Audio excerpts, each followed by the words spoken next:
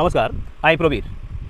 আজ আবারও আমরা চলে এসেছি কেশবচন্দ্র নাগের নবগণিত ষষ্ঠ শ্রেণীর এই নতুন যে সংস্করণের বই, সেই সংস্করণের বইটির তোমাদের প্রশ্নমালা বা বিবিধ প্রশ্নমালা 24-এর যে সমস্ত টেস্ট পেপারের প্রশ্নগুলো রয়েছে বা প্রশ্নপত্র রয়েছে, অর্থাৎ 5টি প্রশ্নপত্র, সেই 5টি প্রশ্নপত্রেরই সম্পূর্ণ সমাধান তোমরা একটি ভিডিওর মাধ্যমে পেয়ে যাচ্ছ। ভিডিওটা হয়তো একটু বড় হবে, কিন্তু প্রত্যেকটা প্রশ্নের সমাধান তোমরা আমাদের এই চ্যানেলের মাধ্যমেই পাচ্ছ, আগেও পেয়েছো 5টা ভিডিওর মাধ্যমে। এখন সেই 5টা ভিডিওকে একত্রে তোমাদের কাছে উপস্থাপন করে দিচ্ছি, যাতে করে তোমরা একটা ভিডিওতেই সম্পূর্ণ অঙ্কগুলোর সমাধান পেয়ে যাও।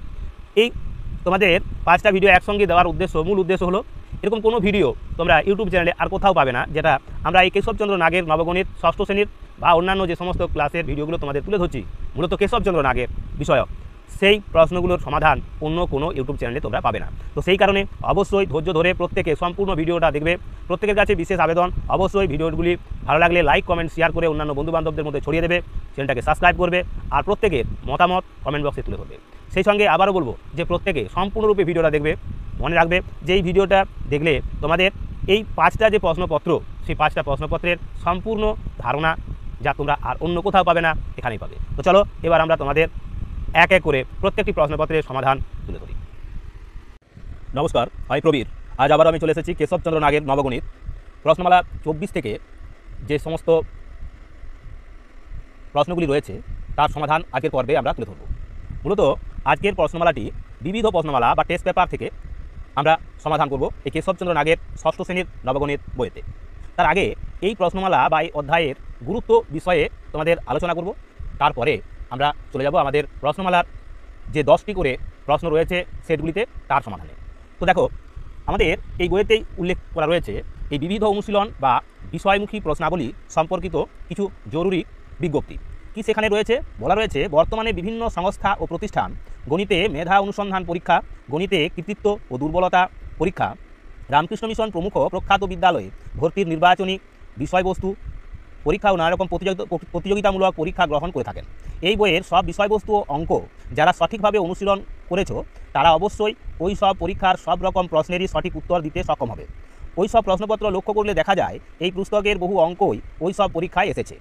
এখন এখানে অধীত বিষয়গুলি পুনরনুশীলনের জন্য ও প্রতিযোগিতামূলক পরীক্ষায় অংশগ্রহণে ইচ্ছুক পরীক্ষার্থীদের জন্য বিবিধ প্রশ্নমালা বা টেস্ট পেপার ও সংক্ষিপ্ত উত্তরধর্মী ও বিষয়মুখী প্রশ্নাবলী সন্নিবেশিত করা হলো। অর্থাৎ এই পর্বে আমরা এই বিবিধ অনুশীলনী ও বিষয়মুখী প্রশ্নাবলীর মাধ্যমে তোমাদেরকে বিভিন্ন প্রতিযোগিতামূলক পরীক্ষার অংশগ্রহণের কীভাবে তার উত্তর করতে হবে এবং প্রশ্নগুলো কেমন ধরনের হতে পারে সেই সম্পর্কে পুঙ্খানুপুঙ্খ আলোচনা আমাদের এই 5টি সেটের মাধ্যমে, অর্থাৎ টেস্ট পেপারের 1 থেকে 5 পর্যন্ত যে অধ্যায়গুলো রয়েছে বা বলা যেতে পারে যে প্রশ্নপত্র রয়েছে, সেই 5টি প্রশ্নপত্রের সমাধান আমরা 5টি পর্বের মাধ্যমে সম্পন্ন করব। তো সেই কারণে বলবো ধৈর্য ধরে সম্পূর্ণ ভিডিওটা দেখবে, আর তার পাশাপাশি প্রত্যেককে বলবো যে চ্যানেলটাকে সাবস্ক্রাইব করে রাখবে। ভিডিওটা ভালো লাগলে লাইক, কমেন্ট, শেয়ার করে অন্যান্য বন্ধুবান্ধবদের মধ্যে ছড়িয়ে দেবে। এই সঙ্গে তোমাদের আরও জানিয়ে রাখি যে এই প্রশ্নগুলো সমাধান করার সময় যখন আমরা সংক্ষেপে এর সমাধান করেছি, তার পাশাপাশি আমরা সূত্র কি সেই সূত্রগুলিকেও আমরা উল্লেখ করে দিয়েছি, যাতে করে তোমরা আগামী দিনে এই রকম প্রশ্নের সমাধান খুব সহজেই করতে পারো। তো চলো আজ আমরা শুরু করছি বিবিধ প্রশ্নমালা 24-এর টেস্ট পেপার 1 থেকে। টেস্ট পেপার 1-এ দেখো, 1-এর দাগের এখানে 4টে প্রশ্ন দেওয়া আছে, রোমান হরফে 1, 2, 3, 4। প্রথম প্রশ্নে বলা রয়েছে 1 থেকে 18 পর্যন্ত সংখ্যাগুলির যোগফল কত। এই 1 থেকে 18 পর্যন্ত সংখ্যাগুলির যোগফল নির্ণয় করার যে সহজ পন্থা, তা আমরা কিভাবে নির্ণয় করেছি দেখো। এখানে তোমাদের দেখিয়েছি 1 থেকে 18 পর্যন্ত সংখ্যাগুলির যোগফল হবে, এখানে দেখানো আছে। দেখো, এই 1 থেকে 18 পর্যন্ত সংখ্যাগুলির যোগফল হবে কীভাবে করেছি না, এক্ষেত্রে 18 গুণ 19/2 কাটাকুটি করেছি, 2, 9, 18 দিয়ে 19কে 9 দিয়ে কাটাকাটি করেছি, গুণ করেছি, পেয়েছি 171। তার মানে 1 থেকে 18 পর্যন্ত সংখ্যাগুলির যোগফল হলো 171। সূত্রটা কি না, n × n+1/2। এখানে n কি না, এখানে n হলো যত দূর পর্যন্ত বলা হচ্ছে সেই সংখ্যাটা, অর্থাৎ এখানে n সমান হলো 18, আর এখানে আছে n+1 মানে 18 + 1 সমান হলো কত না 19, বাই হয়েছে 2। তার মানে 18কে 19 দিয়ে গুণ করে 2 দিয়ে ভাগ, তাহলেই আমরা 1 থেকে 18 পর্যন্ত সংখ্যাগুলির যোগফল পেয়ে যাচ্ছি 171। এরকমভাবেই তোমরা সে 1 থেকে 30 হোক, 500 হোক, 1000 হোক, যাই বলুক না কেন, তার যোগফল কিন্তু সহজেই নির্ণয় করতে পারবে। ঠিক আছে? তো দেখো, এটা গেল আমাদের 1-এর দাগের প্রশ্ন। এবার আমরা চলে যাচ্ছি 2-এর দাগের প্রশ্ন। 2-এতে কী বলা ছিল দেখো, 2-এর দাগের প্রশ্নে বলা ছিল এখানে 20 থেকে 30 পর্যন্ত সংখ্যাগুলি যোগ করো। 20 থেকে আমাদের 30 পর্যন্ত সংখ্যাগুলির যোগফল নির্ণয় করতে বলা ছিল। তো এটিও আমরা সূত্রের সাহায্যে কীভাবে নির্ণয় করেছি দেখো। এক্ষেত্রে ওই আগের সূত্রেরকেই আমরা দুরকমভাবে প্রয়োগ করেছি। প্রথমে আমরা এই 20 থেকে 30 পর্যন্ত বলেছে, তাহলে আমরা 1 থেকে 30 পর্যন্ত এটা বার করেছি। 1 থেকে 30 পর্যন্ত যদি হয় তাহলে কি হবে, আগের সূত্র অনুসারে 30 হলো এখানে n, তাহলে 30 গুণ 31/2 কাটাকুটি করে যেটা পেলাম সেটা এখানে পেয়েছি কত না 465 হয়েছে। তার থেকে আমরা বিয়োগ দিয়েছি 20 আগে পর্যন্ত সংখ্যাগুলির যোগফল, অর্থাৎ 1 থেকে 19 পর্যন্ত সংখ্যাগুলোর যোগফল কত না 19 গুণ 20/2 কাটাকুটি করে পেয়েছি এখানে 190। সর্বমোট হলো অর্থাৎ 465 থেকে 190 বিয়োগ দিয়ে আমরা পেলাম 275। তার মানে 275 হলো আমাদের এই 20 থেকে 30 পর্যন্ত সংখ্যাগুলির যোগফল। তো এটা কিন্তু আমাদের এই সূত্র অনুসারেই আমরা প্রয়োগ করেছি। একবার প্রয়োগ করেছি 1 থেকে 30 পর্যন্ত সংখ্যাগুলোর যোগফল, তার থেকে বিয়োগ করেছি 1 থেকে 19 পর্যন্ত সংখ্যাগুলোর যোগফল, যা তা বিয়োগ করে পেলাম আমরা 275। তার মানে 20 থেকে 30 পর্যন্ত সংখ্যাগুলোর যোগফল আমরা এইভাবে নির্ণয় করতে পারি।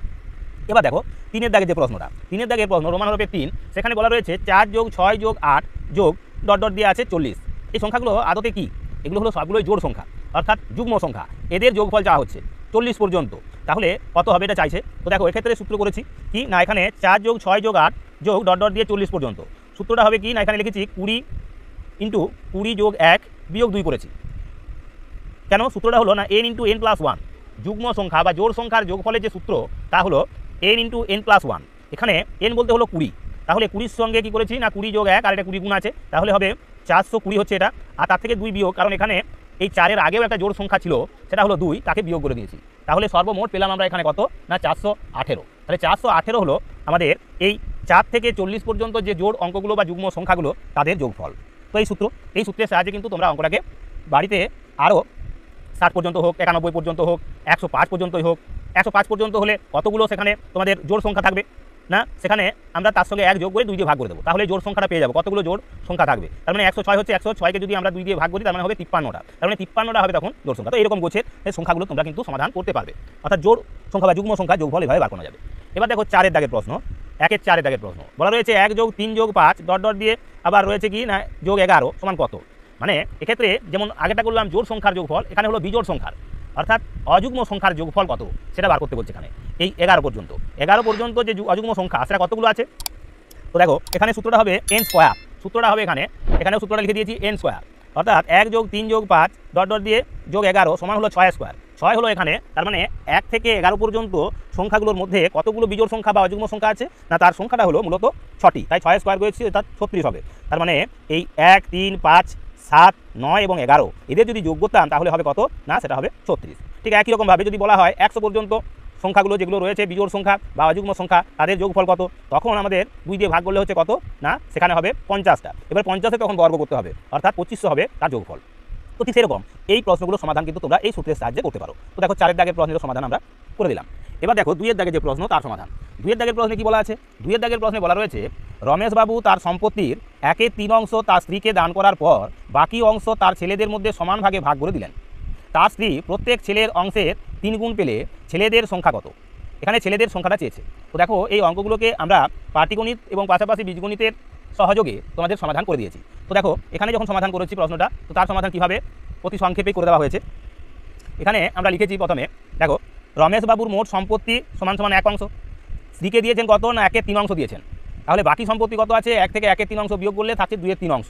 এই 2/3 অংশ সম্পত্তি কী করতে হবে না, তার যতজন ছেলে আছে তাদের মধ্যে ভাগ করতে হবে। এখন ছেলের সংখ্যাটা দেওয়া নেই, তো আমরা ধরে নিয়েছি বীজগণিতের নিয়ম এখান থেকে প্রয়োগ করতে শুরু করলাম। ধরি রমেশবাবুর ছেলের সংখ্যা x জন, তাহলে প্রত্যেক ছেলের প্রাপ্য সম্পদ কত না, মোট সম্পদ ছিল ছেলেদের 2/3 অংশ, তাহলে 2/3 অংশকে x জনের মধ্যে ভাগ করলে পাবো 2/3x অংশ, প্রত্যেকে পাবে 2/3x অংশ করে। এবার বলা ছিল কি না এই 2/3x এর 3 গুণ হবে কে পাবে না, স্ত্রী পাবে। এক একজন ছেলে যা পাবে তার 3 গুণ পাবে স্ত্রী, অর্থাৎ 3 × 2/3x সমান 1/3, কারণ স্ত্রী পেয়েছিল 1/3 অংশ, তাই এটাকে গুণ করেছি, অর্থাৎ 3 × 2/3x সমান 1/3। এখন এই 3 কাটা গেল, অর্থাৎ 2/x সমান হলো 1/3, তাহলে এটা বজ্র গুণ হয়ে যাচ্ছে, অর্থাৎ উপর নিচে গুণ হচ্ছে, তাহলে x এর সঙ্গে 1 এর গুণ আর 2 এর সঙ্গে 3 গুণ, তাহলে x সমান হবে 6।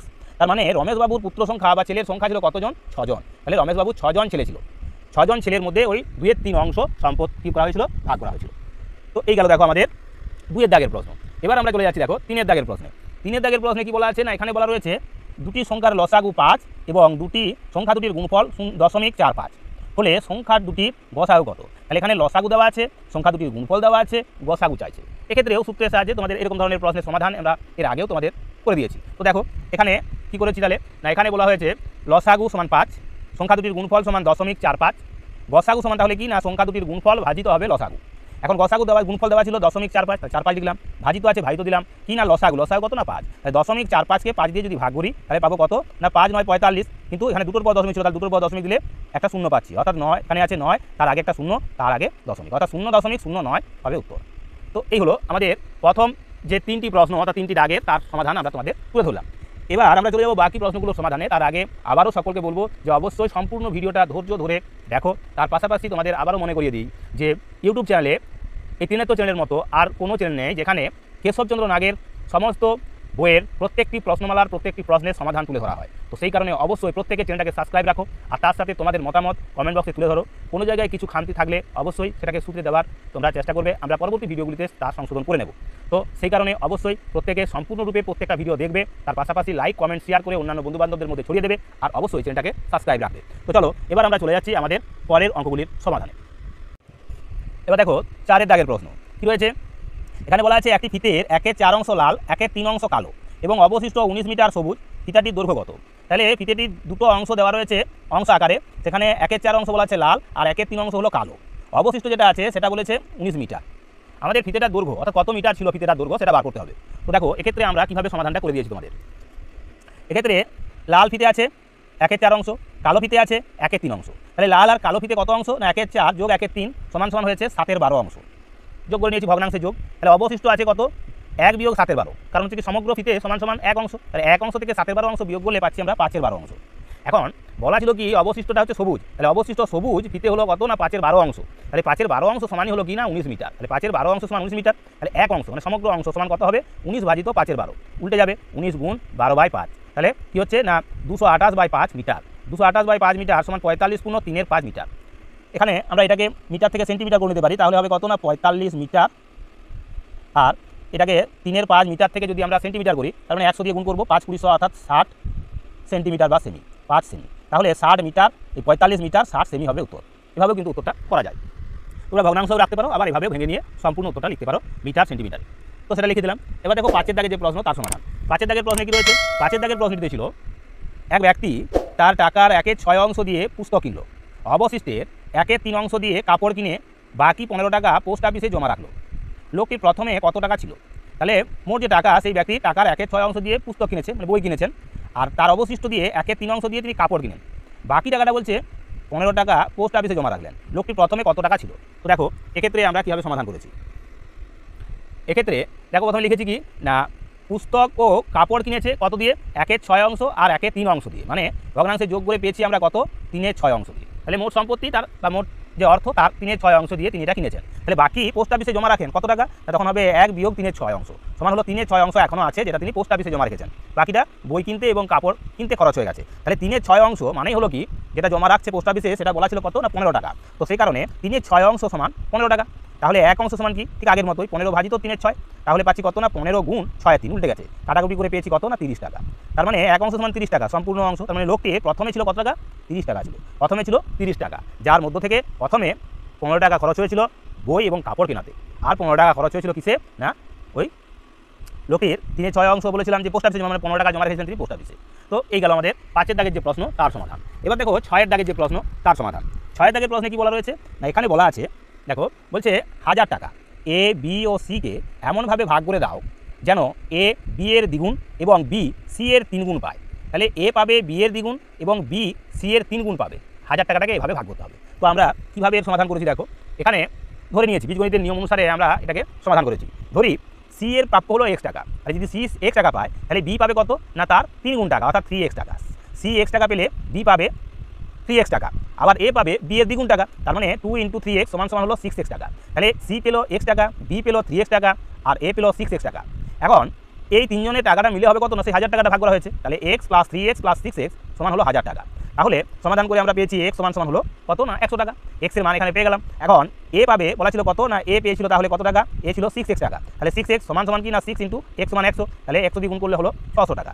বি কত টাকা পাবে 3x, মানে 3 × এখানে x এর মান কত 100, তাহলে হলো 100 দিয়ে গুণ করলে পাচ্ছি 300 টাকা। আর সি পাবে x টাকা মানে হলো 100 টাকা, তাহলে এ পাবে 600 টাকা, বি পাবে 300 টাকা, সি পাবে 100 টাকা, তাহলে 1000 টাকাটা এইভাবে ভাগ হয়ে যাবে। তো এই গেল আমাদের 6 দাগের প্রশ্নের সমাধান। এবার আমরা চলে যাব আমাদের বাকি আরও যে প্রশ্নগুলো রয়েছে পরবর্তী পৃষ্ঠাতে আমরা তারও সমাধান তুলে ধরেছি। তো ধৈর্য ধরে বাকি আরও 4টি প্রশ্নের সমাধানও দেখে নাও, তাহলেই তোমরা আগামী দিনে এই প্রশ্নগুলোর সমাধান খুব সহজেই নির্ণয় করতে পারবে। আর এই প্রশ্নগুলোর সমাধান জানতে পারলে বিভিন্ন প্রতিযোগিতামূলক পরীক্ষার ক্ষেত্রেও তোমাদের অত্যন্ত সহায়ক হয়ে উঠবে। তো সেই কারণে বলবো ধৈর্য ধরে বাকি প্রশ্নগুলোর সমাধান তোমরা দেখো।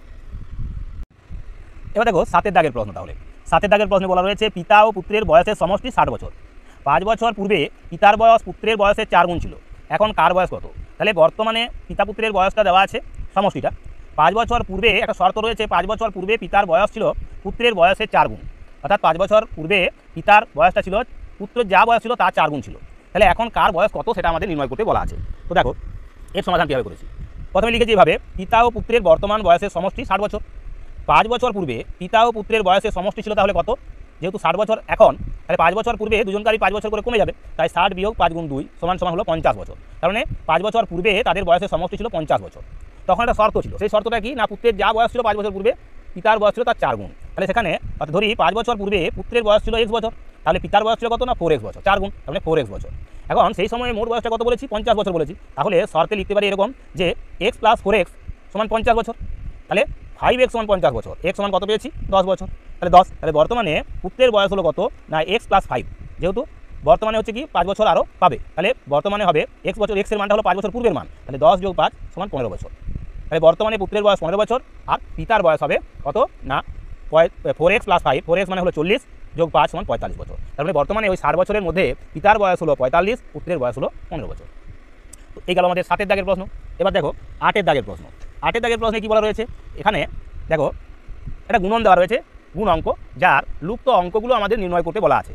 লুপ্ত অঙ্ক এখানে 7, লুপ্ত অঙ্ক 8, লুপ্ত অঙ্ক 4, অর্থাৎ এই গুণ্যতে দেখা যাচ্ছে দুটো লুপ্ত অঙ্ক আছে, যার দশক স্থানীয় অঙ্ক এবং সহস্র বা হাজার, এক, দশ, শত, হাজার, হাজারের অঙ্ক এবং দশকের অঙ্কটি লুপ্ত আছে। আর গুণ ফলের দুটো অঙ্ক লুপ্ত রয়েছে, আমাদের এটাকে বার করতে হবে। তো কীভাবে বার করব?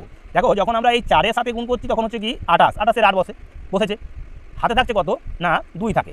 এবার 7-এর সঙ্গে এমন কোন সংখ্যা গুণ করে পরে সেই হাতে থাকা 2 যোগ করে হবে 5, তাহলে 2 যোগ করে 5 হতে গেলে 3 যোগ হতে হবে, তাহলে 3 আসবে 7 দিয়ে গুণ করলে কোন সংখ্যা? 7 9 হবে 63। তো দেখো আমরা এখানে তোমাদের এই অঙ্কটির দেখিয়েছি, 7 4 28-এর 8, হাতে থাকছে তাহলে কত 2, কিন্তু 2-এর সঙ্গে কত যোগ করলে 5 হবে? 3, তাহলে 3 থাকবে, অর্থাৎ একক স্থানে 3 থাকবে, 7 দিয়ে 7-এর ঘর নামটা বসলে আমরা পাবো 7 9, 9 বার গেলে, তাহলে 9 বার গেলে আমরা পাবো 3, এককের অঙ্ক 3 আর তার সঙ্গে 2 যোগ হয়ে হচ্ছে 5, অর্থাৎ সেটা হলো 65, 65 5 নামছে, হাতে কিন্তু থাকছে 6। এখন 7 আর 8 গুণ হবে, যেহেতু 8 সংখ্যাটা আছে গুণে, গুণকে রয়েছে 7, তাহলে 7 8 56, আর আমাদের হাতে ছিল কত 6, তাহলে 56 আর 6 হবে 62, 62 এখানে লুপ্ত অঙ্ক, তার মানে 62 এখানে 2 নামতো, সেই জন্য আমরা এখানে 2টা লিখে দিয়েছি। এখানে দেখো 2 লেখা আছে, এই লুপ্ত অঙ্কে বসবে 2। এবার তাহলে কত হাতে থাকছে না 6 হাতে থাকছে, এখন এবার 6 হাতে রইলো, এই লুপ্ত অঙ্কের সঙ্গে 7-এর গুণ হবে, তারপর সেটা যোগ করলে কত 6 যোগ করলে হবে 1, তাহলে 6 যোগ করলে 1 হবে, কোন সংখ্যার সঙ্গে 6 যোগ করলে 1 হয়? 5 যোগ করলে। তাহলে 7-এর সঙ্গে কোন সংখ্যা গুণ করলে এককের অঙ্ক 5 হবে না, সেটা হলো 35। তো সেই জন্য আমরা 5 দিয়ে গুণ করবো এখানে, তাহলে 5 7 35 আর 6 ছিল হাতে, হয়ে গেল 41, 41-এর 1 নেমে গেল, হাতে এখন থাকছে 4।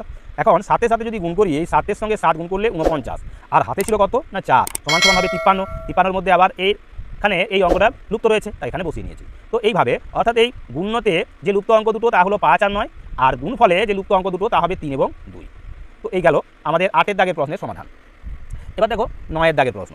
9 দাগের প্রশ্নে কি বলা রয়েছে দেখো, 9 দাগে রয়েছে 30 মিটার দীর্ঘ একটি দড়ি থেকে যথাক্রমে ক্রমান্বয়ে 2.6 মিটার, 3.7 মিটার এবং 4.8 মিটার কেটে নিয়ে অবশিষ্ট অংশকে সমান 5 ভাগ করলে প্রত্যেক ভাগের পরিমাণ কত হবে?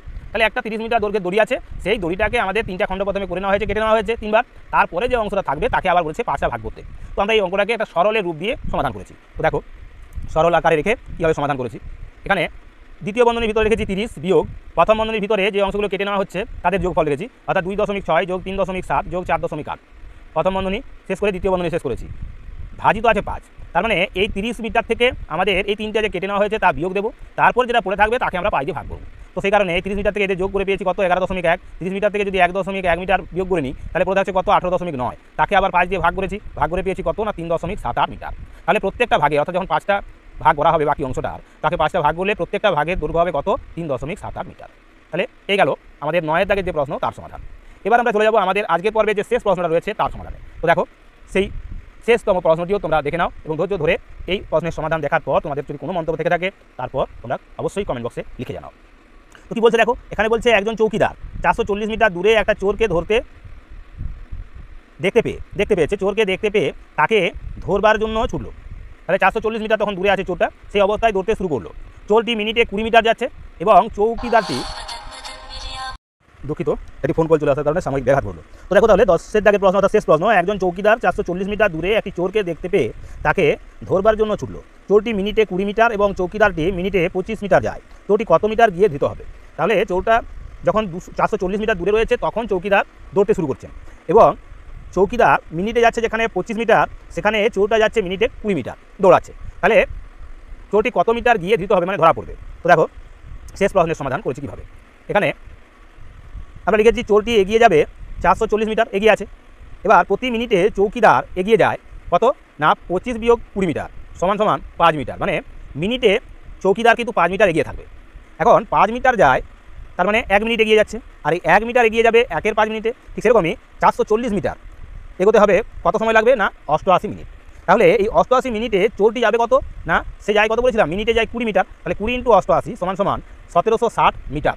এই 1760 মিটার যাবে চোরটি ওই সময়, তাহলে চোরটি 1760 মিটার গিয়ে ধৃত হবে চৌকিদারের দ্বারা।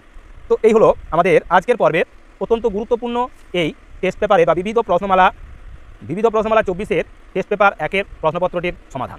আগামী দিনে এরকমই গুরুত্বপূর্ণ বাকি আর সব যে সমস্ত প্রশ্নগুলো রয়েছে বা প্রশ্নমালাগুলো এবং সেই সঙ্গে তাদের টেস্ট পেপার 2, 3, 4 এবং 5 5টা সেট, তার সম্পূর্ণ সমাধান আমরা এইভাবেই তোমাদের তুলে দিতে থাকবো। তো সেই কারণে যারা এখনও পর্যন্ত আমাদের চ্যানেলটিকে সাবস্ক্রাইব করোনি তাদেরকে আবারও বলবো যে অবশ্যই চ্যানেলটাকে সাবস্ক্রাইব করে রাখো, আর যারা দীর্ঘ সময় ধরে আমাদের সঙ্গে রয়েছে তাদেরকে বলবো সম্পূর্ণ।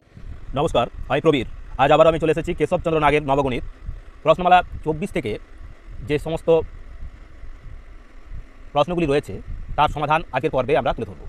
মূলত আজকের প্রশ্নমালাটি বিবিধ প্রশ্নমালা বা টেস্ট পেপার থেকে আমরা সমাধান করব এই কেশবচন্দ্র নাগের 6ষ্ঠ শ্রেণীর নবগণিত বইতে।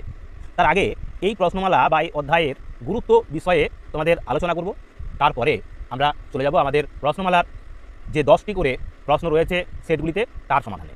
তো দেখো আমাদের এই বইয়েতেই উল্লেখ করা রয়েছে এই বিবিধ অনুশীলন বা বিষয়মুখী প্রশ্নাবলী সম্পর্কিত কিছু জরুরি বিজ্ঞপ্তি। কি সেখানে রয়েছে? বলা রয়েছে বর্তমানে বিভিন্ন সংস্থা ও প্রতিষ্ঠান গণিতে মেধা অনুসন্ধান পরীক্ষা, গণিতে কৃতিত্ব ও দুর্বলতা পরীক্ষা, রামকৃষ্ণ মিশন প্রমুখ প্রখ্যাত বিদ্যালয়ে ভর্তির নির্বাচনী বিষয়বস্তু পরীক্ষা ও নানা রকম প্রতিযোগিতামূলক পরীক্ষা গ্রহণ করে থাকেন। এই বইয়ের সব বিষয়বস্তু ও অঙ্ক যারা সঠিকভাবে অনুশীলন করেছো তারা অবশ্যই ওই সব পরীক্ষার সব রকম প্রশ্নেরই সঠিক উত্তর দিতে সক্ষম হবে। ওই সব প্রশ্নপত্র লক্ষ্য করলে দেখা যায় এই পুস্তকের বহু অঙ্কই ওই সব পরীক্ষায় এসেছে। এখন এখানে অধীত বিষয়গুলি পুনরনুশীলনের জন্য ও প্রতিযোগিতামূলক পরীক্ষায় অংশগ্রহণে ইচ্ছুক পরীক্ষার্থীদের জন্য বিবিধ প্রশ্নমালা বা টেস্ট পেপার ও সংক্ষিপ্ত উত্তরধর্মী ও বিষয়মুখী প্রশ্নাবলী সন্নিবেশিত করা হলো। অর্থাৎ এই পর্বে আমরা এই বিবিধ অনুশীলনী ও বিষয়মুখী প্রশ্নাবলীর মাধ্যমে তোমাদেরকে বিভিন্ন প্রতিযোগিতামূলক পরীক্ষার অংশগ্রহণের কীভাবে তার উত্তর করতে হবে এবং প্রশ্নগুলো কেমন ধরনের হতে পারে সেই সম্পর্কে পুঙ্খানুপুঙ্খ আলোচনা আমাদের এই 5টি সেটের মাধ্যমে, অর্থাৎ টেস্ট পেপারের 1 থেকে 5 পর্যন্ত যে অধ্যায়গুলো রয়েছে বা বলা যেতে পারে যে প্রশ্নপত্র রয়েছে সেই 5টি প্রশ্নপত্রের সমাধান আমরা 5টি পর্বের মাধ্যমে সম্পন্ন করব। তো সেই কারণে বলবো ধৈর্য ধরে সম্পূর্ণ ভিডিওটা দেখবে, আর তার পাশাপাশি প্রত্যেককে বলবো যে চ্যানেলটাকে সাবস্ক্রাইব করে রাখবে। ভিডিওটা ভালো লাগলে লাইক, কমেন্ট, শেয়ার করে অন্যান্য বন্ধুবান্ধবদের মধ্যে ছড়িয়ে দেবে। এই সঙ্গে তোমাদের আরও জানিয়ে রাখি যে এই প্রশ্নগুলো সমাধান করার সময় যখন আমরা সংক্ষেপে এর সমাধান করেছি তার পাশাপাশি আমরা সূত্র কি সেই সূত্রগুলিকেও আমরা উল্লেখ করে দিয়েছি, যাতে করে তোমরা আগামী দিনে এই রকম প্রশ্নের সমাধান খুব সহজেই করতে পারো। তো চলো আজ আমরা শুরু করছি বিবিধ প্রশ্নমালা 24। নমস্কার, আমি প্রবীর। আজ আবারও আমরা চলে এসেছি কেশবচন্দ্র নাগের নবগণিত 6ষ্ঠ শ্রেণীর বিবিধ প্রশ্নমালা বা বিবিধ অনুশীলনীর যে টেস্ট পেপার 2 তার সমাধানে।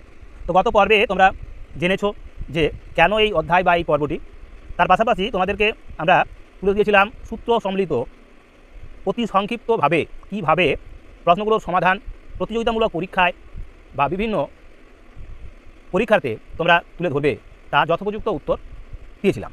আজকের পর্বে আমরা এই টেস্ট পেপার 2-এর প্রশ্নগুলির সমাধান তুলে ধরব। এখানেও আছে 10টি প্রশ্ন। দেখো প্রথম প্রশ্নে যেটা রয়েছে সেটা রয়েছে একটা সরল, একের দাগে রয়েছে সরল করো।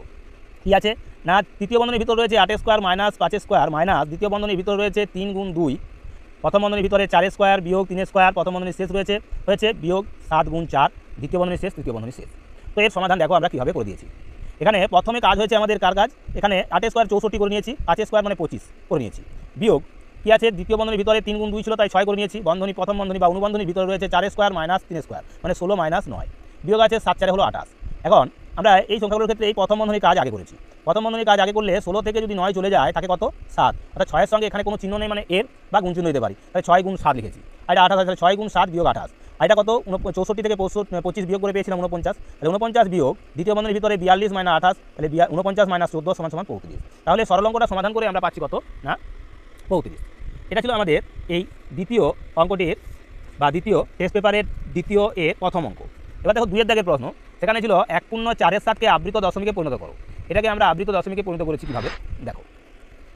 এখানে প্রথমে আমরা এই 1.4 সমান এটা পেয়েছি, এই আবৃত দশমিকে পেয়েছি কত না 1.57142 এখানে 5 এবং 7-এর মাথায় আছে পৌনঃপুনিক বা আবৃত দশমিক দিয়েছি, এখানে 5-এর মাথায় এবং 8-এর মাথায়, অর্থাৎ এখানে 5 7 1 4 2 8 এদের সকলের মাথায়। কীভাবে এটা করলাম না, আমরা এই লবটাকে হর দিয়ে ভাগ দিয়েছি, 4কে 7 দিয়ে ভাগ করেছি। ভাগ করতে গিয়ে দেখা গেল এখানে 1 পূর্ণ ছিল, পূর্ণ রেখে দিয়েছিলাম। 7 দিয়ে ভাগ করতে গিয়ে দেখা গেল 4 শূন্য ছোটো পড়ছে, তাই দশমিক দিয়ে একটা শূন্য নিয়ে এসেছি, 40 হয়েছে। 5 দিয়ে চালিয়েছিলাম 35, বিয়োগ করে পেয়েছিলাম 5, 50 হয়েছিল। 7 বার চালিয়ে 49, 1 পেয়েছিলাম, দশমিকের জন্য শূন্য বসিয়ে 10 হয়েছে, তাই 7 1 7, বিয়োগ দিয়ে পেলাম 3, দশমিকের জন্য শূন্য বসিয়ে 30 হয়েছে। 7 4 28, বিয়োগ দিয়ে পেয়েছিলাম 2, শূন্য বসিয়েছিলাম 20 হয়েছিল। 7 2 14, 6 পেয়েছিলাম, দশমিকের জন্য শূন্য বসিয়ে হয়েছিল 60, 7 8 56, বিয়োগ দিয়ে এক্ষেত্রে পেয়েছিলাম কত না 4। এবার 4 মানে পূর্বে যে 4 ছিল সেই 4 কিন্তু আবার ফিরে এলো, অর্থাৎ আবারও যদি এটা চালাতে থাকতাম তাহলে কিন্তু চলতেই থাকতো। এটা হলো একটা সসীম দশমিক ভগ্নাংশ, অর্থাৎ এই ভগ্নাংশটা দশমিকের ভগ্নাংশে মিলবে না, তো সেখানে এটা চলতে থাকবে। তো এই কারণে এটা যদি বারবার কিন্তু আবার 4-এর পর এখানে 4 এসেছে, তাই আবারও কিন্তু শূন্য দিয়ে 5 বসবে, আবার 7 1 4 2 8 এভাবে চলতেই থাকবে। সেই কারণে এই 5 এবং 8-এর মাথায় কী হয়েছে পৌনঃপুনিক বসে গেছে। তো এইভাবে আমরা আমাদের 1-এর বিয়ের দাগের অঙ্কটিরও সমাধান করে দিলাম। এবার দেখো 2-এর দাগের প্রশ্ন। 2-এর দাগের প্রশ্ন কী আছে না, এখানে বলা রয়েছে কোন ক্ষুদ্রতম সংখ্যাকে 3 থেকে 8 পর্যন্ত সংখ্যাগুলি দিয়ে ভাগ করলে প্রতি ক্ষেত্রে 2 ভাগশেষ থাকবে। প্রতি ক্ষেত্রে বলেছে 2 ভাগশেষ থাকবে। তো দেখো এক্ষেত্রে কী করেছি, এক্ষেত্রে ক্ষুদ্রতম সংখ্যাটা কি না, ক্ষুদ্রতম সংখ্যা সমান সমান হলো কি 3 থেকে 8 পর্যন্ত যে সংখ্যাগুলো তাদের লসাগু, তার সঙ্গে 2 যোগ হবে। যেহেতু বলা ছিল যে 2 ভাগশেষ থাকবে, তাই সেই ভাগশেষ 2কে যোগ করে নেব, তাহলেই ক্ষুদ্রতম সংখ্যাটা পাওয়া যাবে। তাহলে প্রথমে 3 থেকে 8 পর্যন্ত সংখ্যাগুলো লসাগু এখানে করেছি, দেখো 3 4 5 6 7 8, এদের লসাগু করে পেয়েছি আমরা 840। এই 840 হয়েছে লসাগু। এখন ক্ষুদ্রতম সংখ্যা কি না, এই 840-এর সঙ্গে আরও 2 যোগ করে নিয়েছি, তাহলে হলো 842।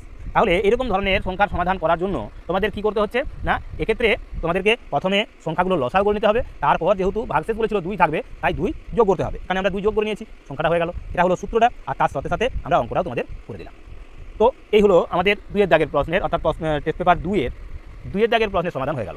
এরকমই গুরুত্বপূর্ণ বাকি যে প্রশ্নগুলো রয়েছে আরও 8টি প্রশ্ন, তারও সমাধান করে দেওয়া হবে। তো সেই কারণে বলবো ধৈর্য ধরে সম্পূর্ণ ভিডিওটা দেখো। তার পাশাপাশি ভিডিওটি ভালো লাগলে লাইক কমেন্ট শেয়ার করে অন্যান্য বন্ধুবান্ধবদের মধ্যে ছড়িয়ে দাও, আর অবশ্যই চ্যানেলটাকে সকলে সাবস্ক্রাইব রাখো। সেই সঙ্গে তোমাদের মতামত অবশ্যই কমেন্ট বক্সে তুলে ধরো, যাতে করে তোমাদের সম্পর্কে আমরা জানতে পারি এবং আগামী দিনে আরও উৎসাহ বোধ করি। তো চলো এবার আমরা চলে যাবো পরের প্রশ্নগুলির সমাধানে।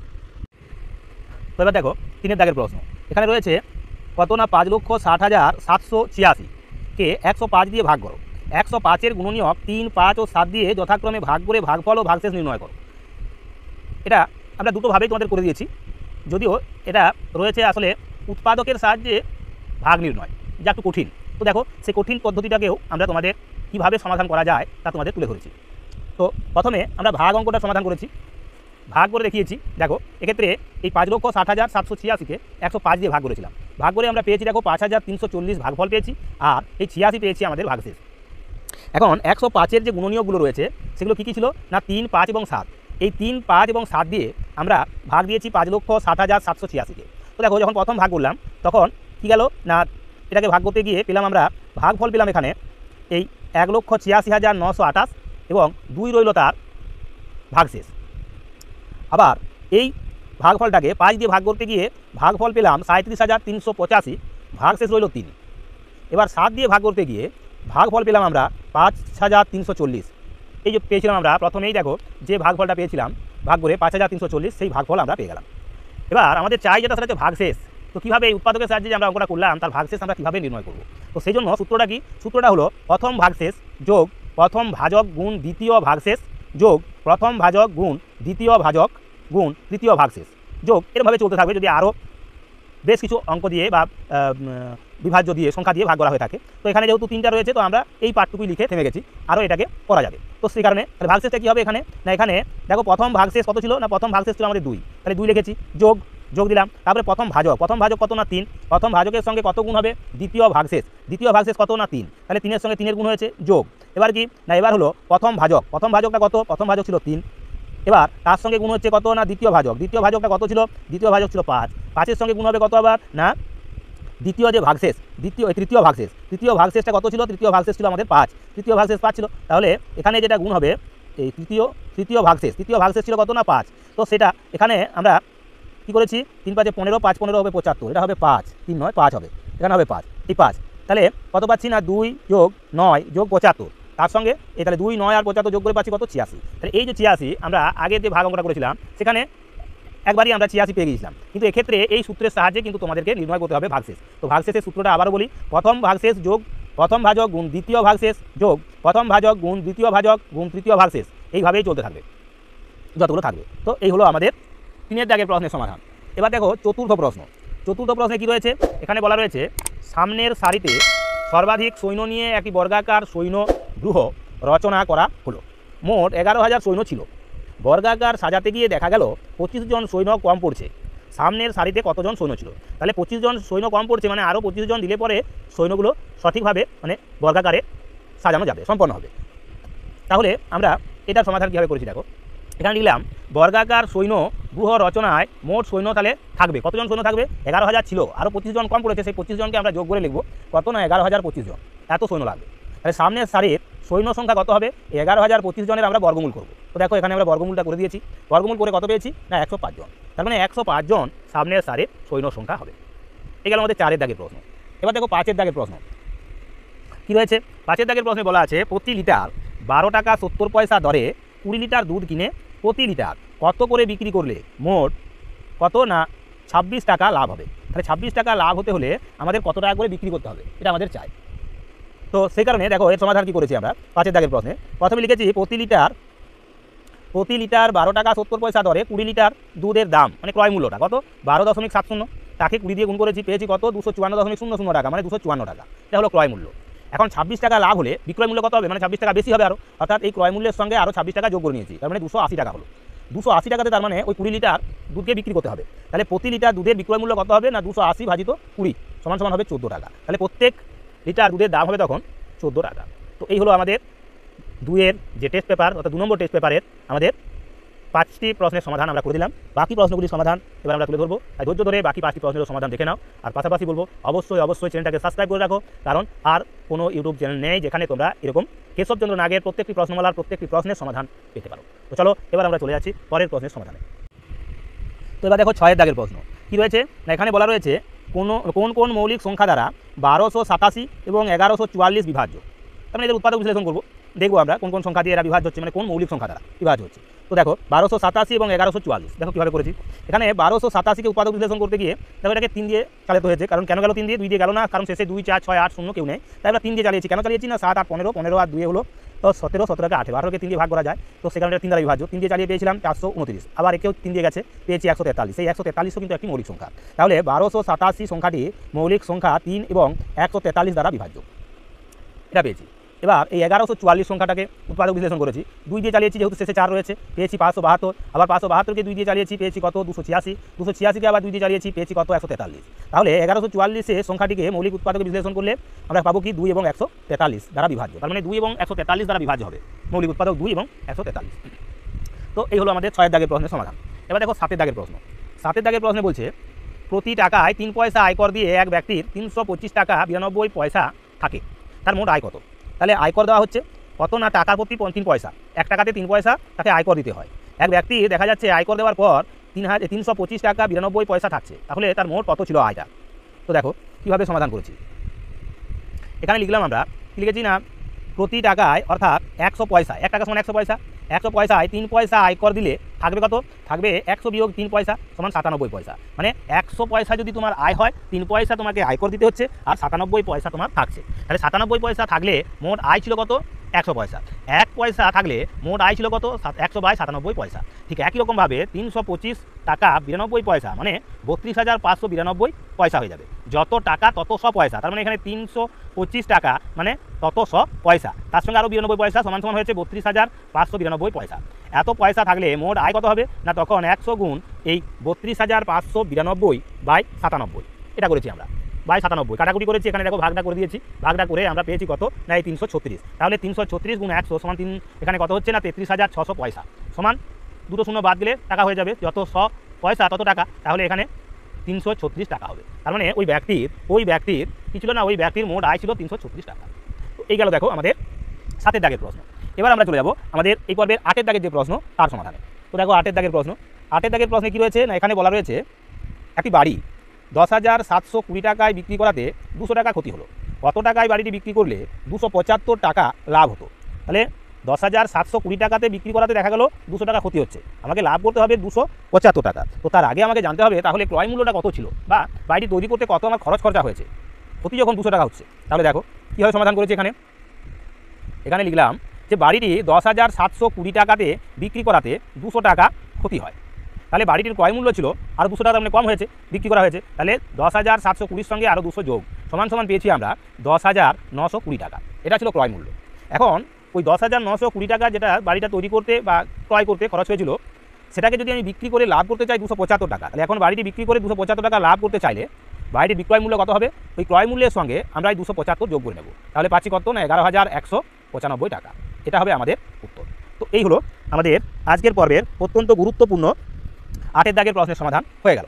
এরকমই আরও দুটি প্রশ্ন রয়েছে, তাহলেই আমাদের আজকের পর্বটি সারা হয়ে যাবে। তো সেই কারণে ধৈর্য ধরে বাকি দুটি প্রশ্নেরও সমাধান দেখে নাও। তার পাশাপাশি অবশ্যই ভিডিওটিকে লাইক, কমেন্ট, শেয়ার দিয়ে অন্যান্য বন্ধুবান্ধবদের মধ্যে ছড়িয়ে দাও। আর অবশ্যই চ্যানেলটাকে সাবস্ক্রাইব করে তোমাদের মতামত কমেন্ট বক্সে তুলে ধরো। তো চলো এবার আমরা চলে যাব আমাদের শেষ দুটি প্রশ্নের সমাধানে।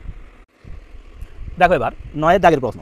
9এর দাগের প্রশ্নে কী বলা রয়েছে? বলেছে দুটি বালক কোনো নির্দিষ্ট স্থান থেকে দৌড়তে আরম্ভ করে 330 মিটার যাওয়ার পর একজন অন্যজনকে 5 মিটার পিছনে ফেলে যায়। এইভাবে 15 কিলোমিটার 840 মিটার পথ গেলে ওরা পরস্পর কত দূরে থাকবে? তাহলে দুজনেই দৌড়াচ্ছে, একই দিকে দৌড়াচ্ছে, এবং 330 মিটার মানে যে প্রথমে রয়েছে এগিয়ে রয়েছে, সে 330 মিটার যখন গেছে দেখা যাচ্ছে তার থেকে 5 মিটার পিছনে রয়েছে একজন। এইভাবে তারা দৌড়াচ্ছে কিন্তু একই রকমভাবে। তো 15 কিলোমিটার 840 মিটার পথ যখন যাবে তখন তাদের দূরত্বটা কত হয়ে যাবে, অর্থাৎ একে অপরের থেকে দূরত্ব কত হবে? তো দেখো কীভাবে করেছি। তাহলে প্রথমে লিখে নিয়েছি এইভাবে, দুই বালক কোনো নির্দিষ্ট স্থান থেকে দৌড়াতে আরম্ভ করে 300 মিটার যাওয়ার পর একজন অন্যজনকে 5 মিটার পিছনে ফেলে এগিয়ে যায়। এখন 15 কিলোমিটার 840 মিটার সমান 15,840 মিটার পথ যেতে এগিয়ে যাবে কত না, এগিয়ে যাবে সমান এই 15,840 ভাজিত 330 গুণ, তাহলে তত গুণ সে এগিয়ে যাবে। মানে প্রথমজন সে ততখানি এগিয়ে যাবে।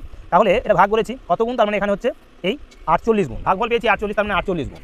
এখন তাহলে এগিয়ে যাবে কতটা না, এগিয়ে যাবে সমান, যেহেতু একবারে সে এগিয়ে গেছিলো কত 330 মিটারে 5 মিটার এগিয়ে গেছিলো, তাহলে এখন এই 48 গুণ এগিয়ে যাবে, মানে 48 গুণ 5, তার মানে 240 মিটার। তাহলে প্রত্যেক 330 মিটারে সে 5 মিটার করে এগিয়ে গেছে প্রথম বালক। তো সেইভাবে 48 বারে হচ্ছে, তার মানে 240 মিটার এগিয়ে যাবে। তো এই হলো আমাদের 9এর দাগের প্রশ্ন। এবার আমরা চলে যাবো আমাদের আজকের শেষ যে প্রশ্ন তার সমাধানে। তো দেখো আজকের শেষ যে প্রশ্ন তার সমাধান কী বলা রয়েছে?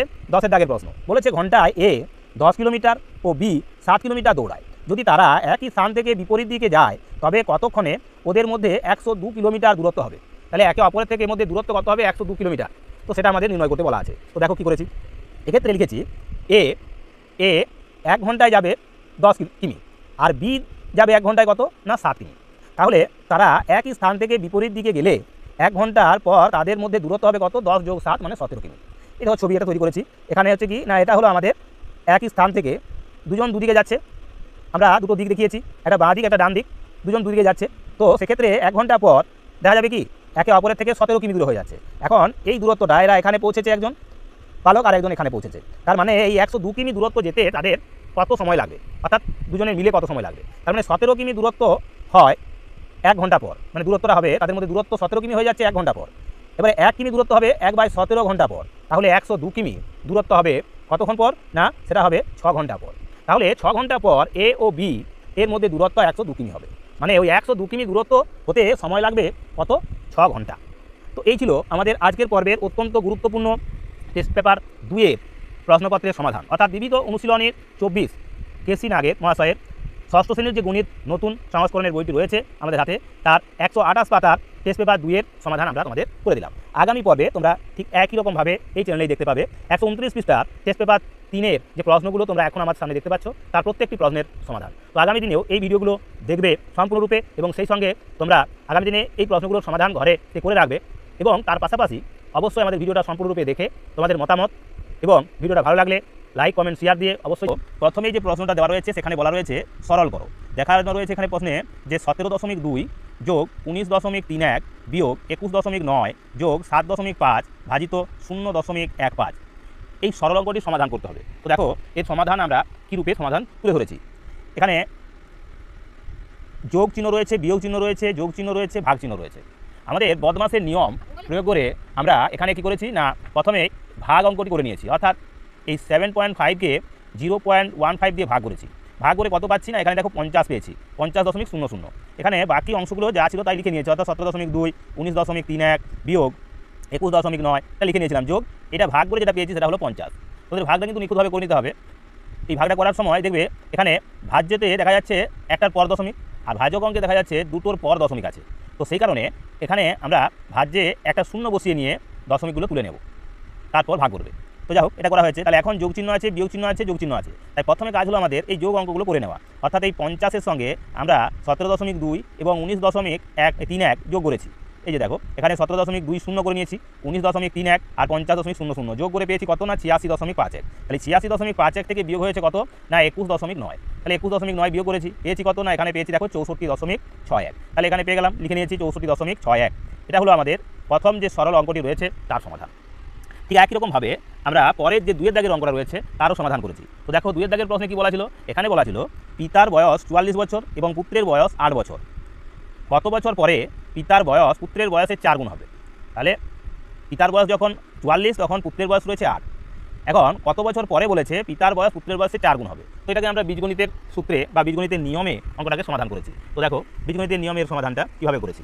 প্রথমে লিখেছি এখানে ধরি x বছর পর পিতার বয়স পুত্রের বয়সে 4 গুণ হবে, সেই দিক থেকে অঙ্কটা করে এসেছি। তাহলে এখানে একদম সরাসরি চলে গিয়েছি আমরা সমাধানে।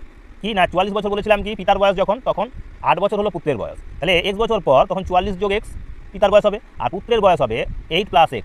এখন এই 8 + x কে 4 দিয়ে গুণ করলে তবেই x বছর পর পিতার বয়সের সমান হবে। তাহলে এই 44 + x সমান 4 × 8 + x। এবার কী করেছি না 44 + x সমান 8 × 4 = 32 + 4x।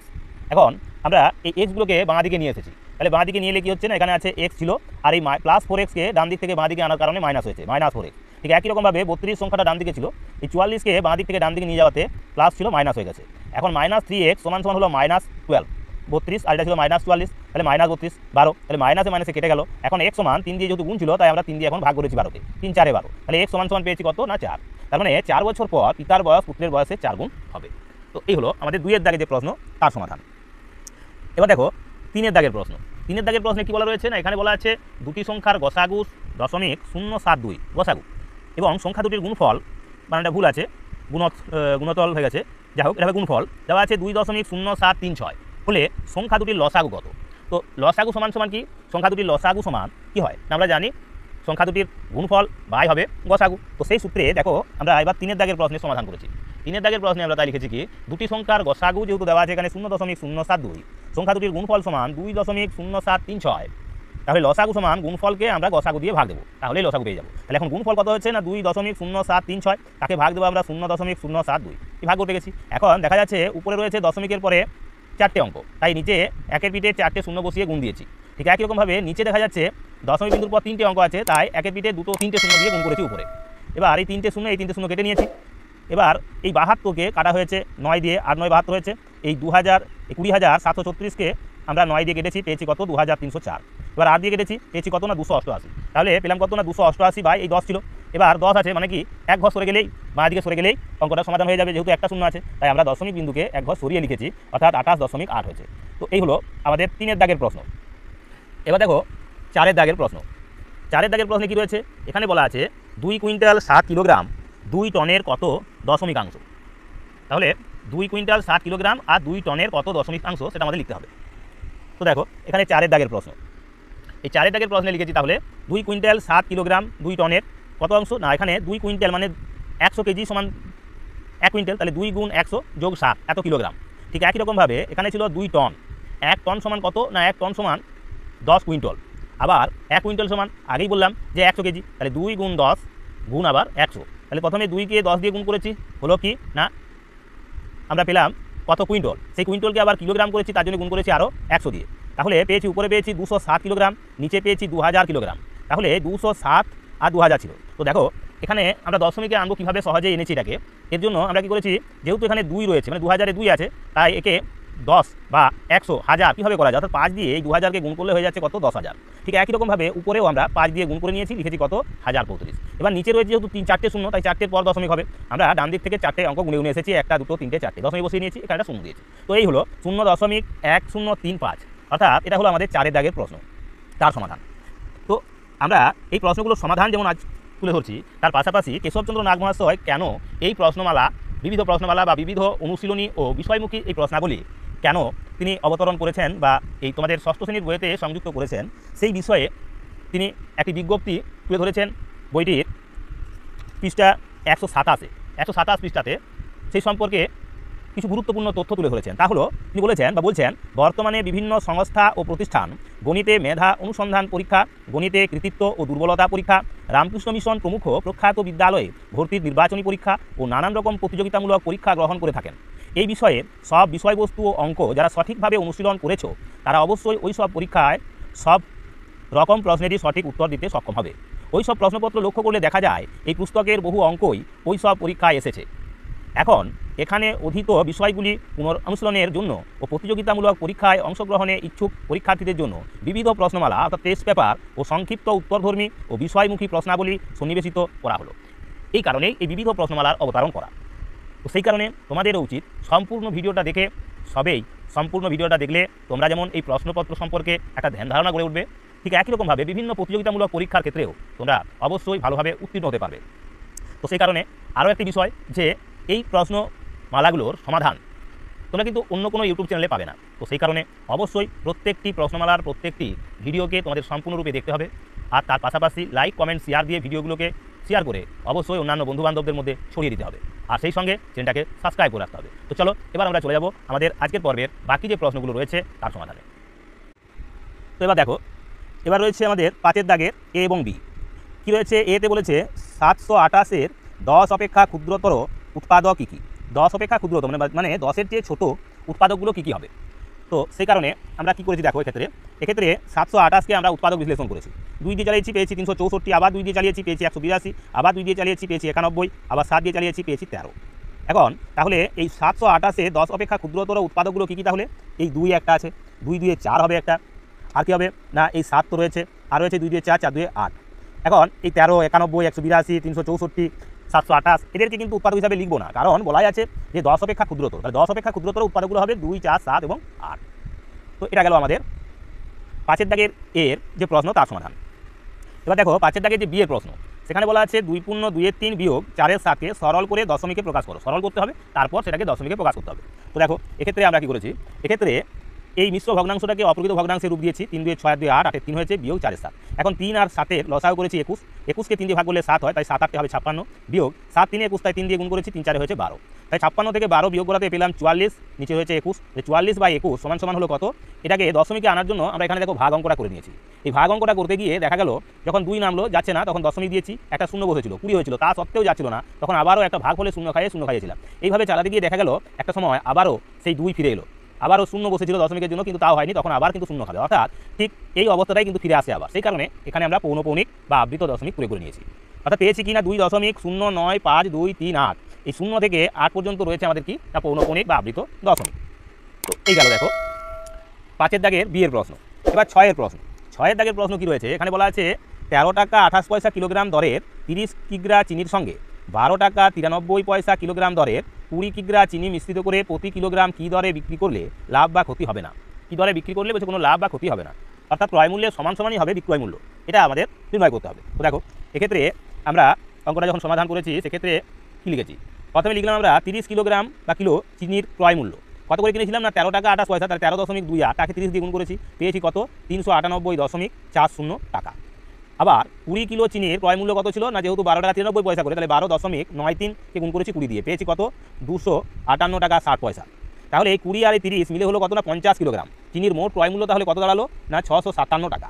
657 টাকা হলো চিনির ক্রয় মূল্য। তাহলে প্রতি কিলোগ্রাম চিনির বিক্রয় মূল্য কত হবে, আমাদের যে দামে কিনেছি আমরা সেই দামে প্রতি কিলোগ্রামকে বিক্রি করতে হবে, তবেই আমাদের দুঃখিত একটি ফোন কল চলে আসার কারণে সাময়িক ব্যাঘাত হলো। তো দেখো তাহলে এই হলো আমাদের প্রতি কিলোগ্রামে বিক্রয় মূল্য তাহলে কত হবে না, এই 657কে 50 দিয়ে ভাগ। এখন এটাকে আমরা দশমিকে নিয়ে আসবো, তো সেই কারণে কী করেছি 50কে 2 দিয়ে গুণ করলে 100 হয়ে যাবে। আবার ঠিক একই রকমভাবে 657কে 2 দিয়ে গুণ করেছি, পেয়েছি কত না 1314। তাহলে নিচে যখন 100 হলো মানে দুটো শূন্য আছে একের পিঠে, তাহলে 2 ঘর সরে গেলেই দশমিক বসিয়ে দিলেই অঙ্কটা সমাধান হয়ে যাচ্ছে, অর্থাৎ 13.14 টাকা, মানে 13 টাকা। তাহলে বিক্রয় মূল্য হবে 13 টাকা আর 14 পয়সা, 14 পয়সা, অর্থাৎ প্রতি কিলোগ্রাম চিনির বিক্রয় মূল্য হতে হবে 13 টাকা 14 পয়সা। তাহলে কিন্তু আর কোনো লাভ বা ক্ষতি কিছুই হবে না। তো দেখো এবার আমরা চলে যাচ্ছি আজকের পর্বের সপ্তম যে প্রশ্ন তার সমাধানে। সপ্তম প্রশ্নে কী রয়েছে না, এখানে বলা রয়েছে 16 টাকায় 8 কিগ্রা আলু কিংবা 10 কিগ্রা ছোলা পাওয়া যায়। তাহলে 16 টাকাতে হয় পাওয়া যাচ্ছে 8 কিগ্রা আলু অথবা 10 কিগ্রা ছোলা পাওয়া যায়। বলছে 28 কিলোগ্রাম আলু দিলে কত ছোলা পাওয়া যায়, মানে 28 কিলোগ্রাম আলুর পরিবর্তে কত ছোলা পাওয়া যাবে এটা চাইছে। তো দেখো এক্ষেত্রে আমরা কীভাবে সমাধান করেছি, এক্ষেত্রে লিখলাম যে এটা লিখেছি 8 কিগ্রা আলুর দাম 16 টাকা, তাহলে 1 কিগ্রা আলুর দাম কত হবে না 16/8 টাকা। তাহলে 28 কিগ্রা আলুর দাম কত না 16 × 28/8 কাটাকুটি করে পেয়েছি কত 8 × 16 মানে 28 × 56 টাকা। তাহলে 28 কিগ্রা আলুর দাম হলো 56 টাকা।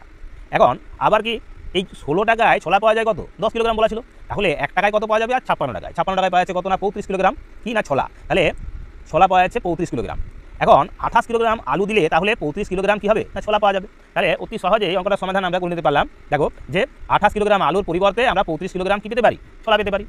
তো এই হলো আমাদের আজকের পর্বের গুরুত্বপূর্ণ 7 দাগের প্রশ্নের সমাধান, অর্থাৎ 7টি প্রশ্নের সমাধানই আমরা তোমাদের করে দিলাম। বাকি রয়েছে আরও 3টে প্রশ্ন, তারও সমাধান আমরা তোমাদের এই পর্বেই তুলে ধরবো। তো সেই কারণে ধৈর্য ধরে বাকি প্রশ্নগুলোর সমাধান দেখে নাও, আর অবশ্যই প্রত্যেকের চ্যানেলটাকে সাবস্ক্রাইব রাখো, তার সঙ্গে এই চ্যানেলটি সম্পর্কে অন্যান্য বন্ধুবান্ধবদের সঙ্গে আলোচনার মাধ্যমে তুলে ধরো এই চ্যানেলটির কথা। সেই সঙ্গে তোমাদের সকলকে আবারও বলবো যে অবশ্যই আমাদের এই চ্যানেলটাকে সাবস্ক্রাইব রাখো, কারণ আগামী সপ্তাহ থেকে আমরা পশ্চিমবঙ্গ মধ্যশিক্ষা পর্ষদের যে সপ্তম শ্রেণীর গণিত বইটি রয়েছে গণিত প্রভা, তার সমাধান তুলে ধরবো। সেই সঙ্গে অবশ্যই বিভিন্ন প্রতিযোগিতামূলক পরীক্ষার প্রস্তুতিও আমরা শুরু করে দেব আর কয়েক দিনের মধ্যেই। বিশেষ করে পশ্চিমবঙ্গ মধ্যশিক্ষা পর্ষদ বা যেমন পশ্চিমবঙ্গ বিজ্ঞান মঞ্চ, ট্যালেন্ট সার্চ ইত্যাদি যে প্রতিযোগিতামূলক পরীক্ষাগুলো হয় তারই প্রস্তুতি আমরা আমাদের এই চ্যানেলের মাধ্যমে তোমাদের তুলে ধরবো। তো চলো এবার আমরা চলে যাচ্ছি আমাদের পরের যে অঙ্কগুলো রয়েছে তার সমাধানে। তো ধৈর্য ধরে বাকি প্রশ্নগুলোর সমাধান দেখে নাও। তো এবার দেখো 8 দাগের প্রশ্নের সমাধান। 8 দাগের প্রশ্নে কি বলা আছে প্রথমে দেখো, বলছে কোনো মজুর 6 মাসে যত টাকা উপায় করে মানে উপার্জন করে আর কি, 8 মাসে তত ব্যয় করে, মানে তত টাকা সে খরচ করছে। তার 2 বছরের উপার্জন এখানে দেওয়া রয়েছে 1440 টাকা হলে বৎসরে সে কত জমাতে পারে, মানে কত সঞ্চয় করবে বা জমাবে। তাহলে 6 মাসে যেটা সে আয় করে 8 মাসে সে সেটা ব্যয় করে। 2 বছরে তার উপার্জন বা আয় দেওয়া আছে এখানে 1440 টাকা, তাহলে বছরে সে কত জমাবে এটা প্রশ্ন। তো দেখো এর সমাধান কীভাবে করেছি, 2 বছরে বা 2 বছর বা 24 মাসের উপার্জন সমান কত 1440 টাকা। তাহলে 1 মাসের উপার্জন কত হবে না 1440/24, তাহলে 6 মাসের উপার্জন কত হবে না × 6, অর্থাৎ পাচ্ছি কত না এখানে পেয়েছি 360 টাকা, অর্থাৎ 6 মাসের উপার্জন হলো 360 টাকা। তাহলে 12 মাসের উপার্জন কত তার দ্বিগুণ হয়ে যাবে, তাহলে 360 × 2 = 720 টাকা। এটা আমরা বার করে নিয়েছি। এখন এবার আমরা কি বলেছিলাম না 6 মাসে যেটা উপার্জন করছে সেটা 8 মাসে খরচ করছে, তাহলে 6 মাসের উপার্জন কত বার করেছিলাম 360 টাকা বার করেছিলাম। দেখো তাহলে 8 মাসের সেটাই ব্যয়, অর্থাৎ 8 মাসের ব্যয় হলো 360 টাকা। তাহলে 1 মাসের ব্যয় কত 360/8, তাহলে 12 মাসের ব্যয় মানে বছরে তাহলে তার ব্যয় কত হবে, বছরে হলো 540 টাকা। তাহলে বছরে যেখানে 540 টাকা ব্যয় হচ্ছে, বছরে সেখানে উপার্জন কত হচ্ছে 720 টাকা। এই যে বলেছিলাম 12 মাসে উপার্জন, আর এখানে 12 মাসের ব্যয় সেটা হলো 540 টাকা। তাহলে সঞ্চয় কত হবে বছরে, তাহলে ওই ব্যক্তির বছরে জমবে বা জমাবে 720 - 540 টাকা = 180 টাকা, মানে ওই ব্যক্তি প্রত্যেক বছর 180 টাকা করে জমাতে পারবে। তো দেখো এই গেল আমাদের 8 দাগের যে প্রশ্ন তার সমাধান। এবার আমরা চলে যাবো দেখো 9 দাগের প্রশ্নে। 9 দাগের প্রশ্নে কী বলা রয়েছে, এখানে বলা আছে বছরে কত আয় হলে প্রত্যহ 1 টাকা 25 পয়সা খরচ করে বছরে 200 টাকা সঞ্চয় করতে পারা যায়। তাহলে এখানে বলছে কত বছরে কত আয় করলে যদি প্রত্যহ মানে প্রতিদিন 1 টাকা 25 পয়সা করে খরচ করো তবে বছরে 200 টাকা সঞ্চয় করতে পারবে, এটা প্রশ্ন। অর্থাৎ সঞ্চয়টা আমাদের কত করতে পারবে সেটা স্থির রয়েছে, সেটা থেকে আমাদের তাহলে দেখতে হবে যে কত আয়টা ছিল, এবং সেটা প্রত্যেক দিন যদি 1 টাকা 25 পয়সা করে খরচ করি তারপরেও 200 টাকা আমাদের লাভ থাকবে বা সঞ্চয় থাকবে। তো দেখো এক্ষেত্রে 9 দাগের প্রশ্নের সমাধান দেখে নাও। কি লিখেছি না প্রত্যহ 1 টাকা 25 পয়সা খরচ হলে বৎসরে মোট খরচ কত, অর্থাৎ 365 দিনে 1 বছর, তাই 365কে 1.25 দিয়ে গুণ করেছি। তবে এখানে গুণটাও তুলে ধরেছি, পেয়েছি কত না এখানে পেয়েছি আমরা গুণ করে নিয়েছি, প্রথমে পেয়েছিলাম 45,625, যেহেতু দুটোর পর দশমিক ছিল তাই এখানে দুটোর পর দশমিক দিয়েছি, পেয়েছি 456.25 টাকা। এটা হবে মোট খরচ প্রত্যেক দিনের মিলে একটা বছরে মোট খরচ। প্রতিদিন বলা হয়েছে 1 টাকা 25 পয়সা খরচ, তাহলে এক বছরে খরচ হচ্ছে কত 456 টাকা 25 পয়সা। এখন বছরে 200 টাকা সঞ্চয় করতে হবে, মানে জমাতে হবে। তাহলে এই খরচের সঙ্গে এই যে যেটা জমবে সেটা মিলে আমাদের উপার্জন করতে হবে, তবেই না 200 টাকা জমবে। তাহলে বছরে 200 টাকা সঞ্চয় করতে হলে বছরে আয় হবে কত না এই 456.25, তার সঙ্গে এই 200 টাকা যোগ করে নিলাম, পেলাম কত না 656.25 টাকা। তাহলে বছরে আয় হবে 656 টাকা 25 পয়সা। তো এই হলো আমাদের 9 দাগের প্রশ্নের সমাধান। এবার দেখো আমরা চলে যাবো আমাদের আজকের পর্বে যে শেষ প্রশ্নটি রয়েছে তার সমাধানে। শেষ প্রশ্নে কি বলা আছে দেখো, এখানে বলেছে একটি লোকের কাছে যতগুলি 50 পয়সার মুদ্রা আছে ততগুলি পয়সাও আছে, পয়সা মানে 1 পয়সা আর কি। তাহলে যতগুলো 50 পয়সার মুদ্রা আছে ততগুলো 1 পয়সা আছে। তার কাছে মোট 25 টাকা 50 পয়সা আছে। প্রত্যেক প্রকারের মুদ্রার সংখ্যা কত? তাহলে দুটো শর্ত এখানে রয়েছে। একটা শর্তে বলা রয়েছে যতগুলো 50 পয়সা আছে ততগুলো পয়সা আছে, মানে 1 পয়সা আছে। আর তাদের কাছে মোট টাকাটা হলো 25 টাকা 50 পয়সা আছে। তাহলে প্রত্যেক প্রকারের মুদ্রার সংখ্যা কত হবে সেটা আমাদের বার করতে হবে। তো দেখো এবার আমরা এর সমাধান কীভাবে করেছি।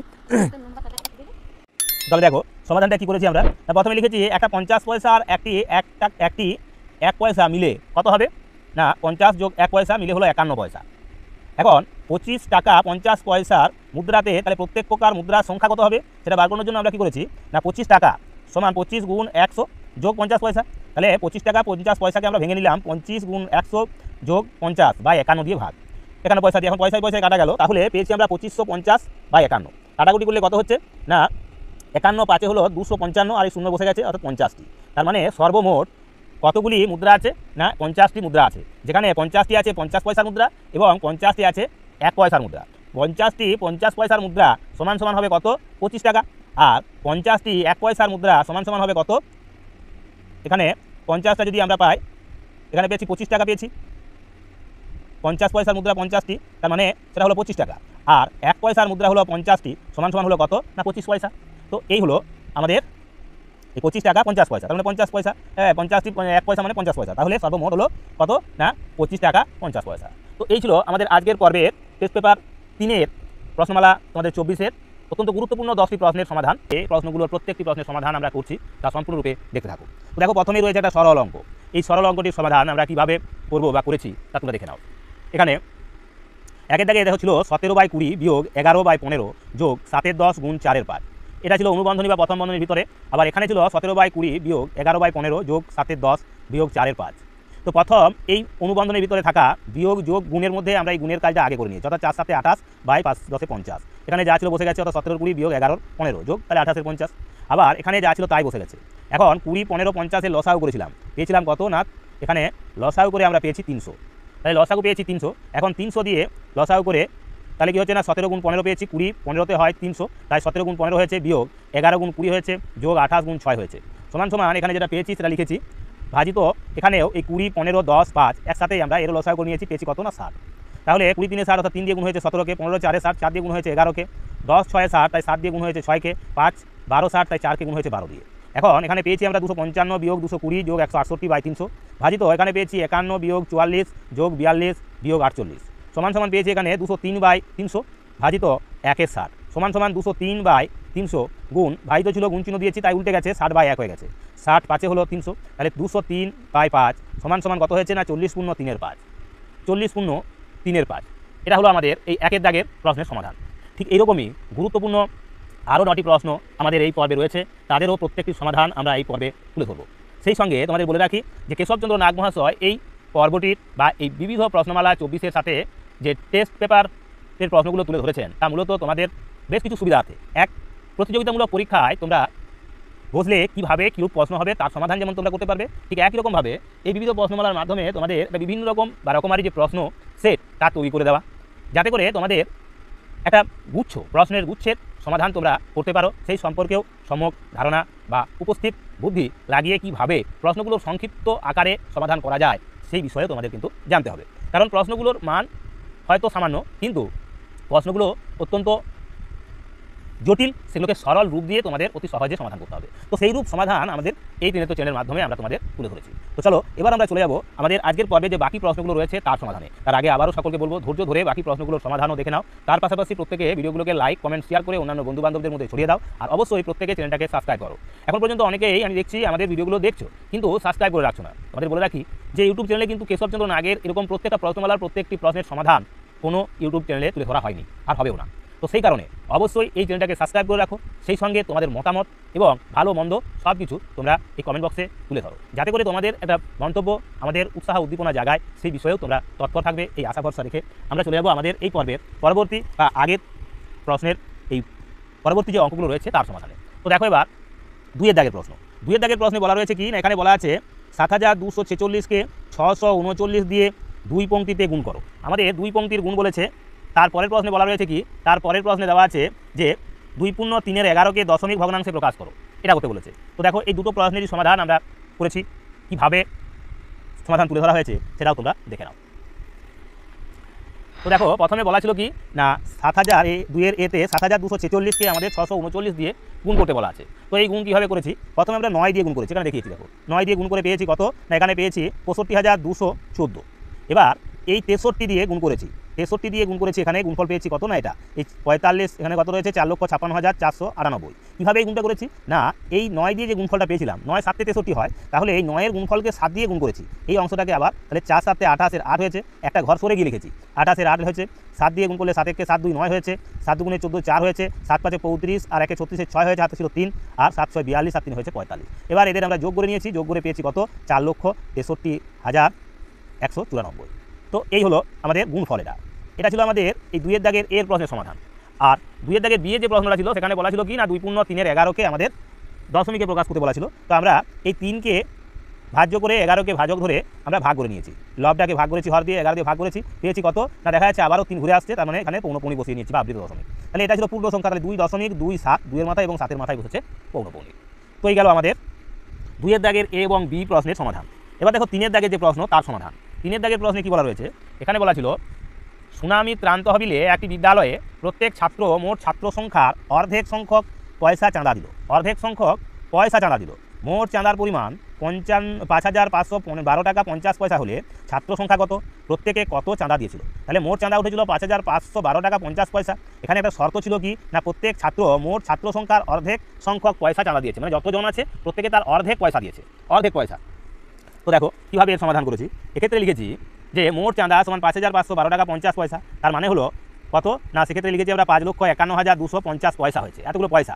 প্রত্যেক ছাত্র মোট ছাত্র সংখ্যার অর্ধেক সংখ্যক পয়সায় চাঁদা দিয়েছে, তাহলে ওই বিদ্যালয়ের ছাত্র সংখ্যা কত হবে না, ছাত্র সংখ্যা হবে এই 5,51,250কে 2 দিয়ে গুণ, কারণ অর্ধেক সংখ্যক দেওয়াতে এটা হয়েছে। তাহলে যদি সম্পূর্ণরূপে দিত তাহলে দ্বিগুণ হতো, তাহলে 2 দিয়ে গুণ করলাম, তাহলে সেটা হতো কত না, এটা হতো এখানে এই 11 লক্ষ 11,10,100,000 ওই তো লক্ষ 11,02,500 এত, তাকে আমরা বর্গমূল করেছি, পেয়েছি কত, এই বর্গমূলটা এখানে দেখো তোমাদের তুলে ধরেছি, পেয়েছি কত না 1050 জন। তার মানে 1050 জন ছিল ছাত্র, তাহলে প্রত্যেকে চাঁদা দিয়েছে কত, তার অর্ধেক পয়সা। তাহলে এখানে 1050-এর অর্ধেক হলো কত 525 পয়সা, 525 পয়সা সমান সমান হলো কত না, যত 100 তত টাকা, তাহলে 500 মানে 5 টাকা 25 পয়সা, 5 টাকা 25 পয়সা করে প্রত্যেকে চাঁদা দিয়েছিল, যে কারণে মোট চাঁদা উঠেছিল 5,512 টাকা 50 পয়সা। তো এই গেল আমাদের আজকের পর্বে তৃতীয় যে প্রশ্ন তার সমাধান। এবার আমরা চলে যাব আমাদের পরবর্তী যে প্রশ্নগুলো রয়েছে তার সমাধানে। তাই ধৈর্য ধরে বাকি আরও 7টি প্রশ্নের সমাধান দেখে নাও। আর তার পাশাপাশি অবশ্যই প্রত্যেকে ভালো লাগলে চ্যানেলটাকে লাইক কমেন্ট শেয়ার দাও, আর তার সাথে সাথে অবশ্যই চ্যানেলটাকে সাবস্ক্রাইব রাখো। তো চলো এবার পরের অঙ্কে। দেখো 4-এর দাগের প্রশ্ন বলছে একটি পাত্রে 45 লিটার দুধ ঢেলে দেখলাম তার 9-এর 10 অংশ পূর্ণ হয়েছে, ওই পাত্রে মোট কত দুধ ধরে, কারণ 1-এর 10 অংশ এখনো খালি আছে, 9-এর 10 অংশ পূর্ণ হয়েছে। তো যাই হোক এখানে বলেছে 9-এর 10 অংশ পূর্ণ হয়েছে, কত লিটার দুধ ঢালাতে 45 লিটার দুধ ঢালাতে, তাহলে কত, তাহলে ওই পাত্রে মোট দুধ ধরে কত। তো দেখো এক্ষেত্রে কী করেছি না, এক্ষেত্রে লিখেছি 9-এর 10 অংশ সমান সমান হলো 45 লিটার, তাহলে এক অংশ মানে সম্পূর্ণ অংশটা কত হচ্ছে না 45 বাই, তো 9-এর 10 সমান 45 গুণ 10/9, কাটাকাটি করেছি 9 বাজে 45 মানে 50 লিটার, তাহলে ওই পাত্রে 50 লিটার দুধ ধরে, 50 লিটার দুধ ধরে।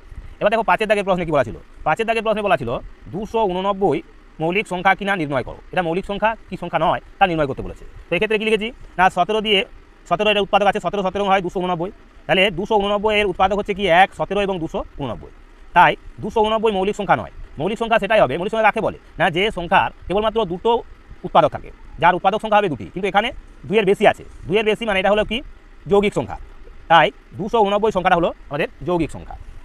এবার দেখো 6-এর দাগের প্রশ্ন, এই 6-এর দাগের প্রশ্নটির সমাধান আমরা বীজগাণিতিক পদ্ধতিতে তোমাদের তুলে ধরেছি।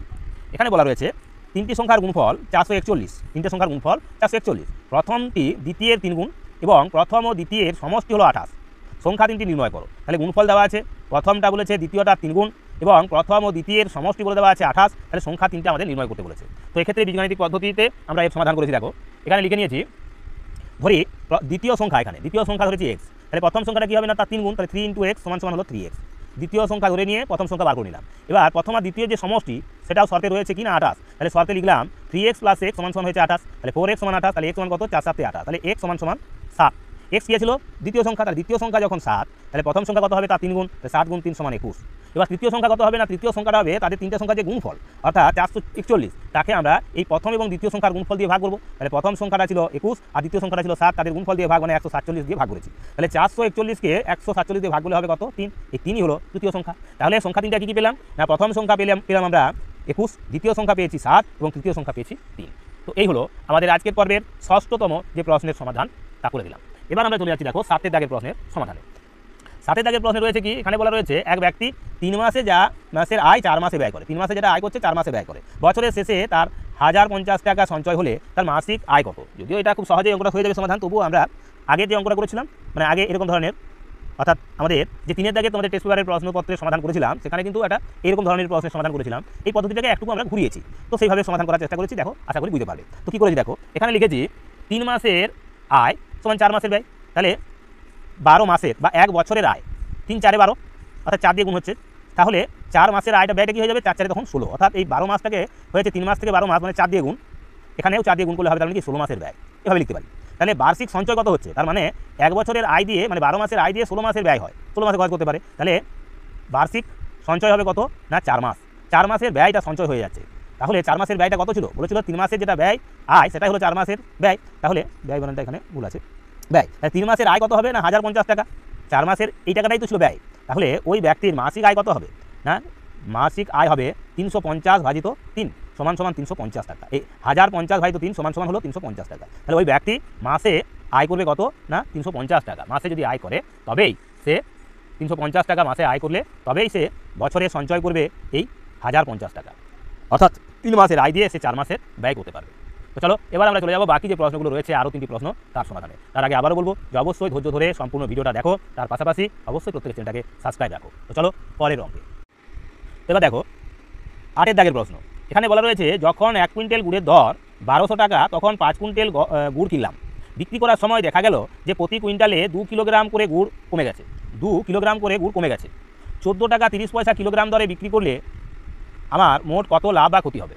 তাহলে 1200 টাকা দরে কুইন্টাল দরে আর কি কিনে 5 কুইন্টাল গুড় কেনা হয়েছিল, আর প্রতি কুইন্টাল থেকে 2 কিলোগ্রাম করে গুড় কমে গেল তখন 14 টাকা 30 পয়সা কিলোগ্রাম দরে বিক্রি করা হচ্ছে, তাতে কত লাভ বা ক্ষতি হবে এটা বার করতে হবে। তো দেখো এক্ষেত্রে কী করেছি, এক্ষেত্রে লিখেছি কুইন্টাল প্রতি 1200 টাকা দামে 5 কুইন্টাল গুড়ের ক্রয় মূল্য 1200 গুণ 5 সমান 6000 টাকা, এটা হলো 6000 টাকা হলো গুড়ের ক্রয় মূল্য। প্রতি কিগ্রা গুড়ের ক্রয় মূল্য তাহলে কত না 6000 ভাজিত 500 সমান হলো 12 টাকা, তার মানে প্রতি কিগ্রা গুড়ের ক্রয় মূল্য এটা।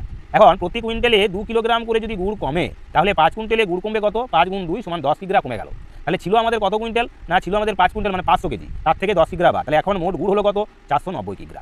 এখন এই 490 কিগ্রা গুড়কে বিক্রি করতে হচ্ছে কত দিয়ে 14 টাকা 30 পয়সা দরে যদি আমরা 490 কিগ্রা গুড় বিক্রি করি তাহলে তার বিক্রয় মূল্য হবে কত 7007 টাকা। এই 7007 টাকাতে আমাকে বিক্রি করতে হবে, কিনেছিলাম কত টাকায় তখন কিনেছিলাম 5 কুইন্টাল, কিনেছিলাম 6000 টাকায়, তাহলে লাভ হচ্ছে যেহেতু এখানে বিক্রয় মূল্যটা বেশি হচ্ছে, তাহলে লাভ হবে কত, তাহলে লাভ হবে সমান এই 7007 থেকে 6000 টাকা বিয়োগ করেছি, পেয়েছি 1007 টাকা। তার মানে আমাদের ওই 5 কুইন্টাল গুড় কিনে 490 কিগ্রা বিক্রি করতে গিয়েও দেখা গেল আমাদের 1007 টাকা লাভ থাকবে। তো এখানে আমরা আমাদের 8 দাগের প্রশ্নের সমাধান তোমাদের তুলে ধরলাম।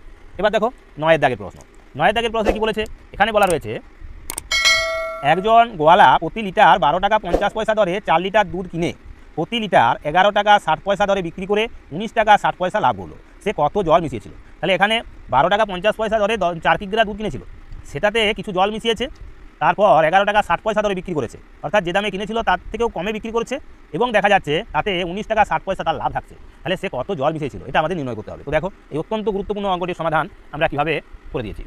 এখানে লিখেছি যে লিটার প্রতি 12 টাকা 50 পয়সা দরে 4 লিটার দুধের ক্রয় মূল্য, লিটার প্রতি 12 টাকা 50 পয়সা দরে 4 লিটার দুধের ক্রয় মূল্য হবে 12.5 গুণ 4 সমান 50 টাকা, তার মানে 50 টাকাতে দুধটা কেনা হয়েছে 4 লিটার দুধ। এখন জল মিশ্রিত দুধ বিক্রি করে লাভ হয়েছে কত 19 টাকা 60 পয়সা, তাহলে জল মিশ্রিত দুধের বিক্রয় মূল্য কত না তখন এই 50 টাকা ক্রয় মূল্যের সঙ্গে এই যে লাভটা তা যোগ করে নিয়েছে, অর্থাৎ 50 যোগ 19.60 টাকা সমান 69.60 টাকা, এটা হলো বিক্রয় মূল্য। এখন এই 69 টাকা 60 পয়সায় বিক্রি করতে হবে। এখন প্রতি কিগ্রা বা প্রতি লিটার জল মিশ্রিত দুধের বিক্রয় মূল্যটাও বলে দেওয়া আছে কত না 11 টাকা 60 পয়সা হলে, তাহলে জল মেশানো হয়েছে কত না এই 69.60 ভাজিত 11.60, অর্থাৎ এটা হলো আমাদের জল মিশ্রিত দুধের মোট বিক্রয় মূল্যটা, তাকে আমরা ভাগ দিচ্ছি কত দিয়ে না প্রতি লিটার জল মিশ্রিত দুধ দিয়ে, জল মিশ্রিত দুধের দাম দিয়ে কত 11.60 দিয়ে। তার থেকে বিয়োগ করেছি 4 লিটার, মানে যেটা বিশুদ্ধ যে দুধ ছিল বা প্রথম অবস্থায় যে দুধ কেনা হয়েছিল সেই দুধ বিয়োগ দিচ্ছি। তার মানে এখানে পাচ্ছি কত, এই 69.60কে 11.60 দিয়ে ভাগ করলে পাবো 6 বিয়োগ এই 4 লিটার সমান সমান 2 লিটার। মানে 2 লিটার জল মেশানো হয়েছিল, অর্থাৎ 4 লিটার দুধের সঙ্গে 2 লিটার জল মিশিয়ে দুধ বিক্রি করা হয়েছিল, যাতে তার 19 টাকা 60 পয়সা লাভ পেয়েছে, অর্থাৎ বিক্রয় মূল্য হয়েছিল 69 টাকা 60 পয়সা। তো এই গেল আমাদের 9 দাগের প্রশ্নের সমাধান। এবার আমরা চলে যাবো আমাদের আজকের পর্বে যে শেষ প্রশ্নটি রয়েছে, অত্যন্ত গুরুত্বপূর্ণ প্রশ্ন, তার সমাধানে। তো ধৈর্য ধরে সেই প্রশ্নটির সমাধানও দেখে নাও এবং পরবর্তী ভিডিওগুলো যেগুলি আসছে তাও তোমরা দেখবে, কারণ আমরা এর পরের সপ্তাহ থেকে তোমাদের শুরু করব সপ্তম শ্রেণীর পশ্চিমবঙ্গ মধ্যশিক্ষা পর্ষদের গণিত প্রভা বইয়ের প্রত্যেকটি প্রশ্নমালার বা কোষে দেখি নিজে করি প্রশ্নগুলির সমাধান এবং তার পাশাপাশি প্রতিযোগিতামূলক পরীক্ষার জন্য প্রস্তুতি। তো চলো পরের অঙ্কের সমাধানে। তো এবার দেখো 10 দাগে অর্থাৎ শেষ প্রশ্ন, এই পর্বের শেষ প্রশ্ন রয়েছে 24,515 টাকা এ, বি ও সি এর মধ্যে এমনভাবে ভাগ করে দাও যেন বি অপেক্ষা এ 1786 টাকা 12 পয়সা বেশি পায় এবং বি অপেক্ষা সি যেন 3,257 টাকা 15 পয়সা কম পায়। তাহলে উভয়ে কিন্তু বি থেকে বেশি এবং কম পাওয়ার বিষয়টি উল্লেখিত রয়েছে। তো সেই কারণে আমরা এটিকেও বীজগাণিতিক পদ্ধতিতে সমাধান করেছি। তো দেখো এক্ষেত্রে কী করে নিয়েছি না, এক্ষেত্রে আমরা ধরি বি এর প্রাপ্য হলো এক্স টাকা, বি এর প্রাপ্য হলো এক্স টাকা।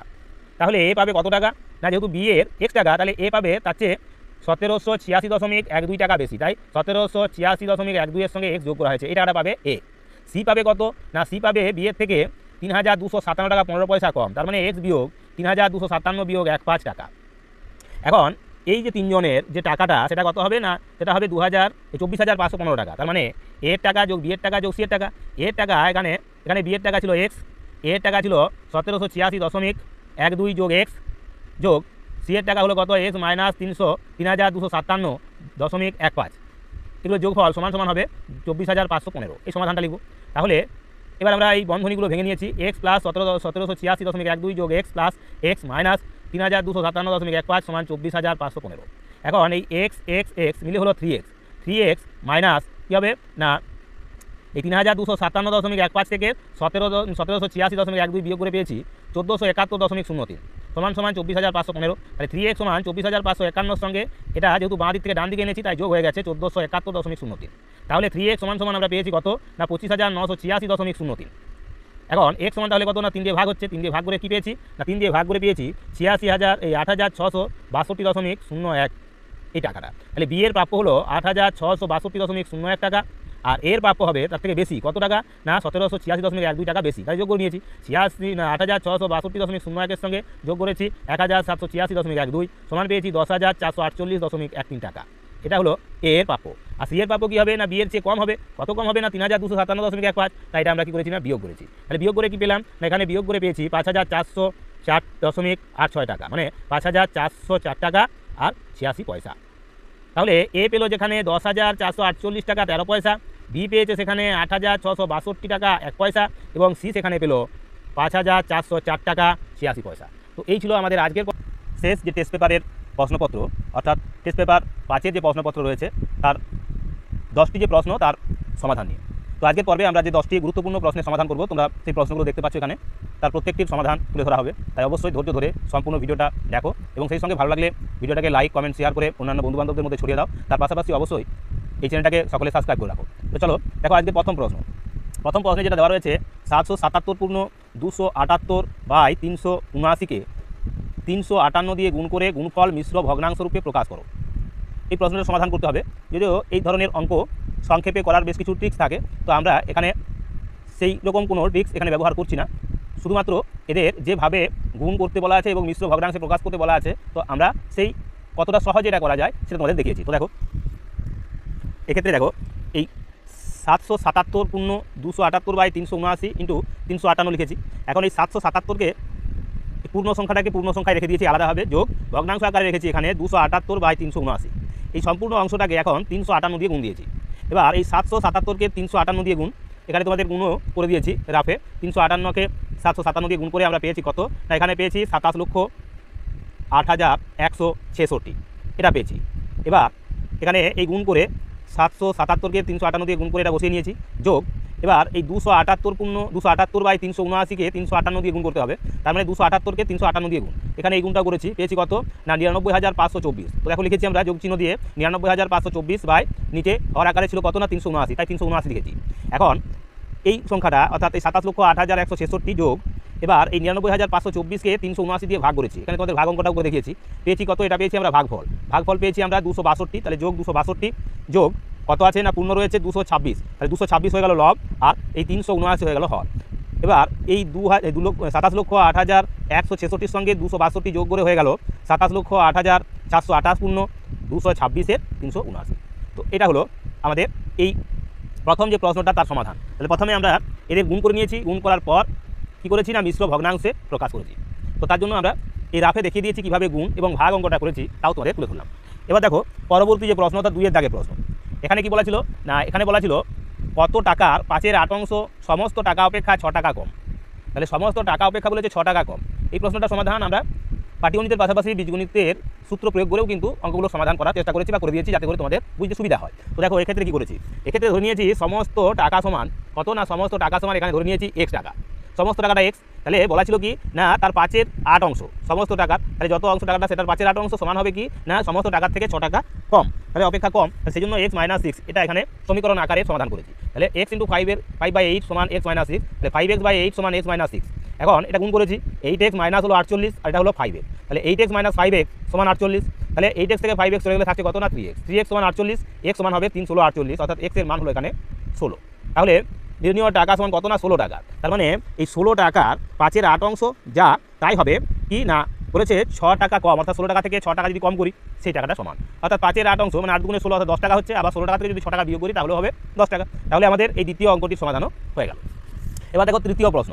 তৃতীয় প্রশ্নে কী রয়েছে না, এখানে বলা আছে তৃতীয় প্রশ্নে রয়েছে A B C কে 711 টাকা এমনভাবে ভাগ করে দাও যেন A 2 টাকা পেলে B 3 টাকা এবং C 4 টাকা পায়।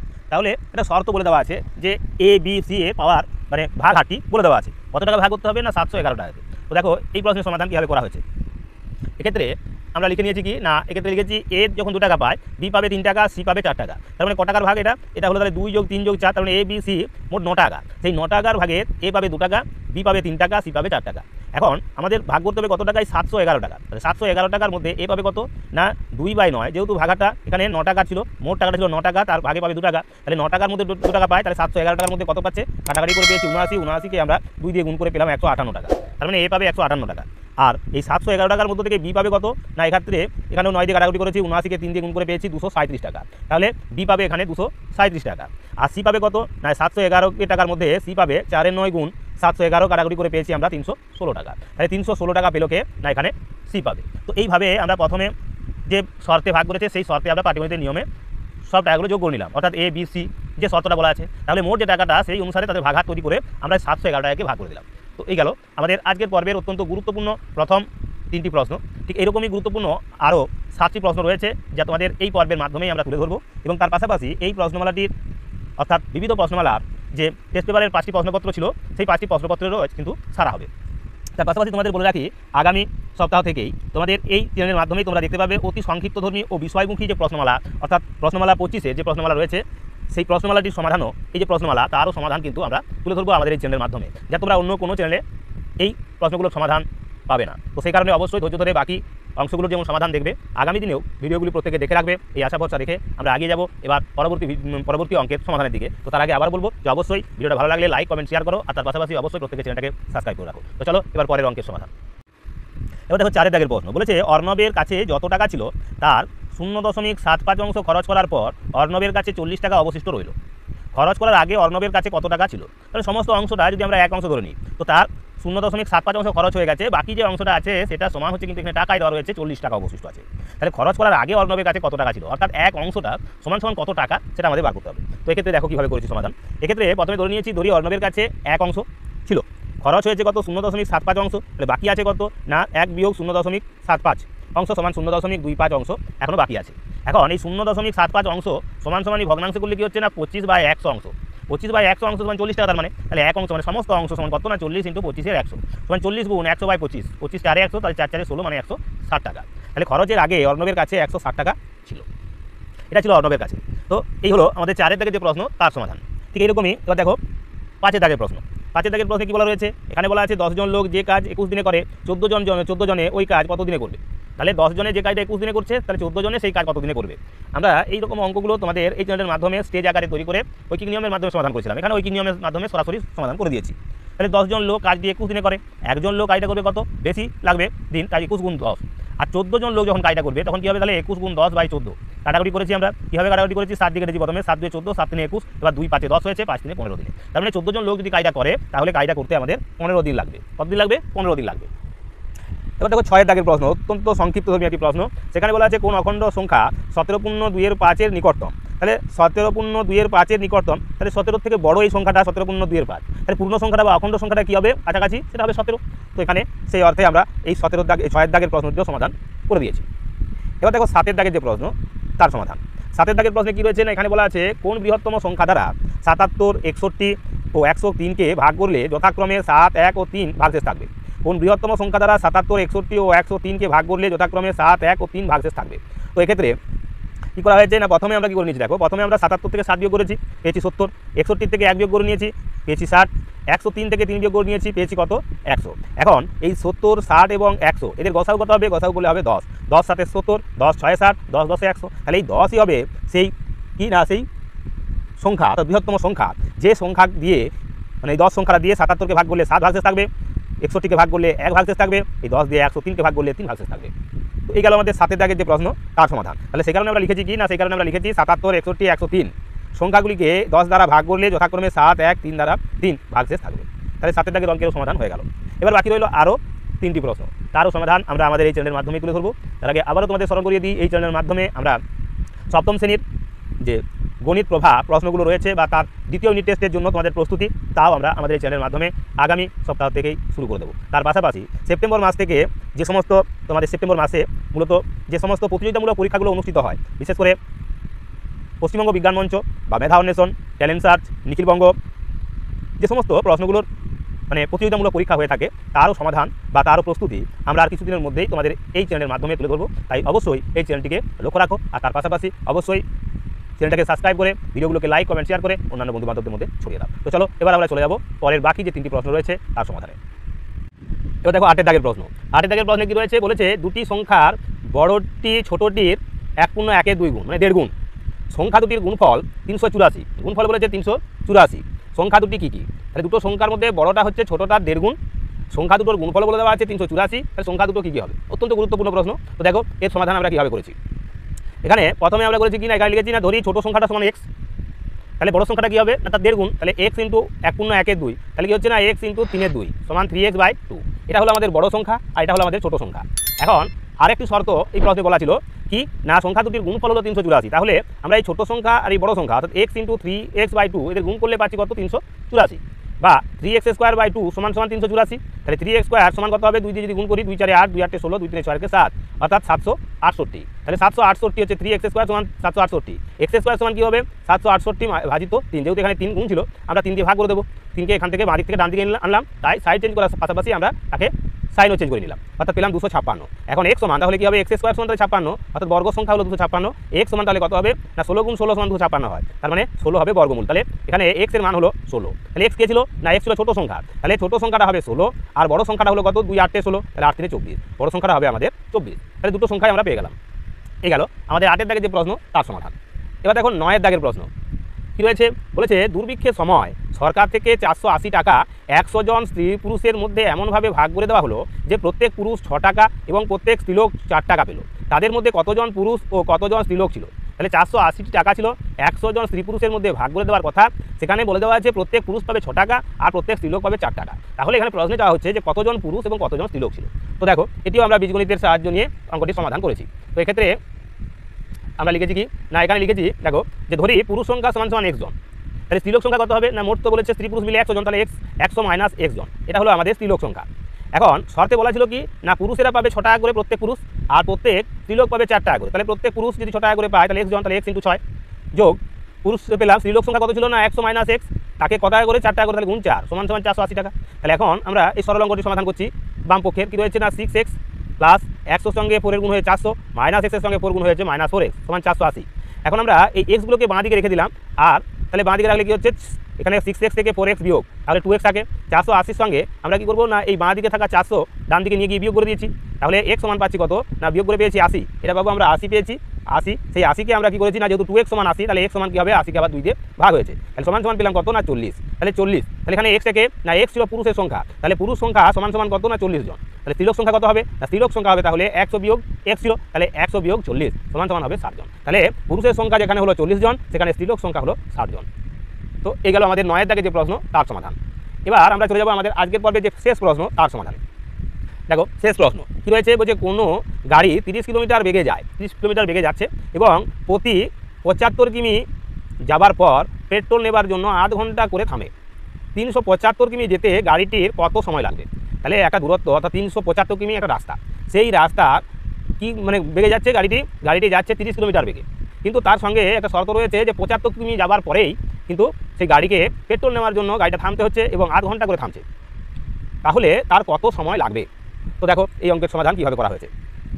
এখানে আমরা লিখে নিয়েছি কি না, এক্ষেত্রে শেষবার বাদে পেট্রোল নেবার জন্য গাড়ি থামবে। শেষবার যেহেতু সে গন্তব্যস্থলে পৌঁছে যাচ্ছে, তখন আর তাকে আমাদের ধরছি না, অর্থাৎ শেষবার বাদে গাড়ি থামবে কত, তাই 375 বিয়োগ 75।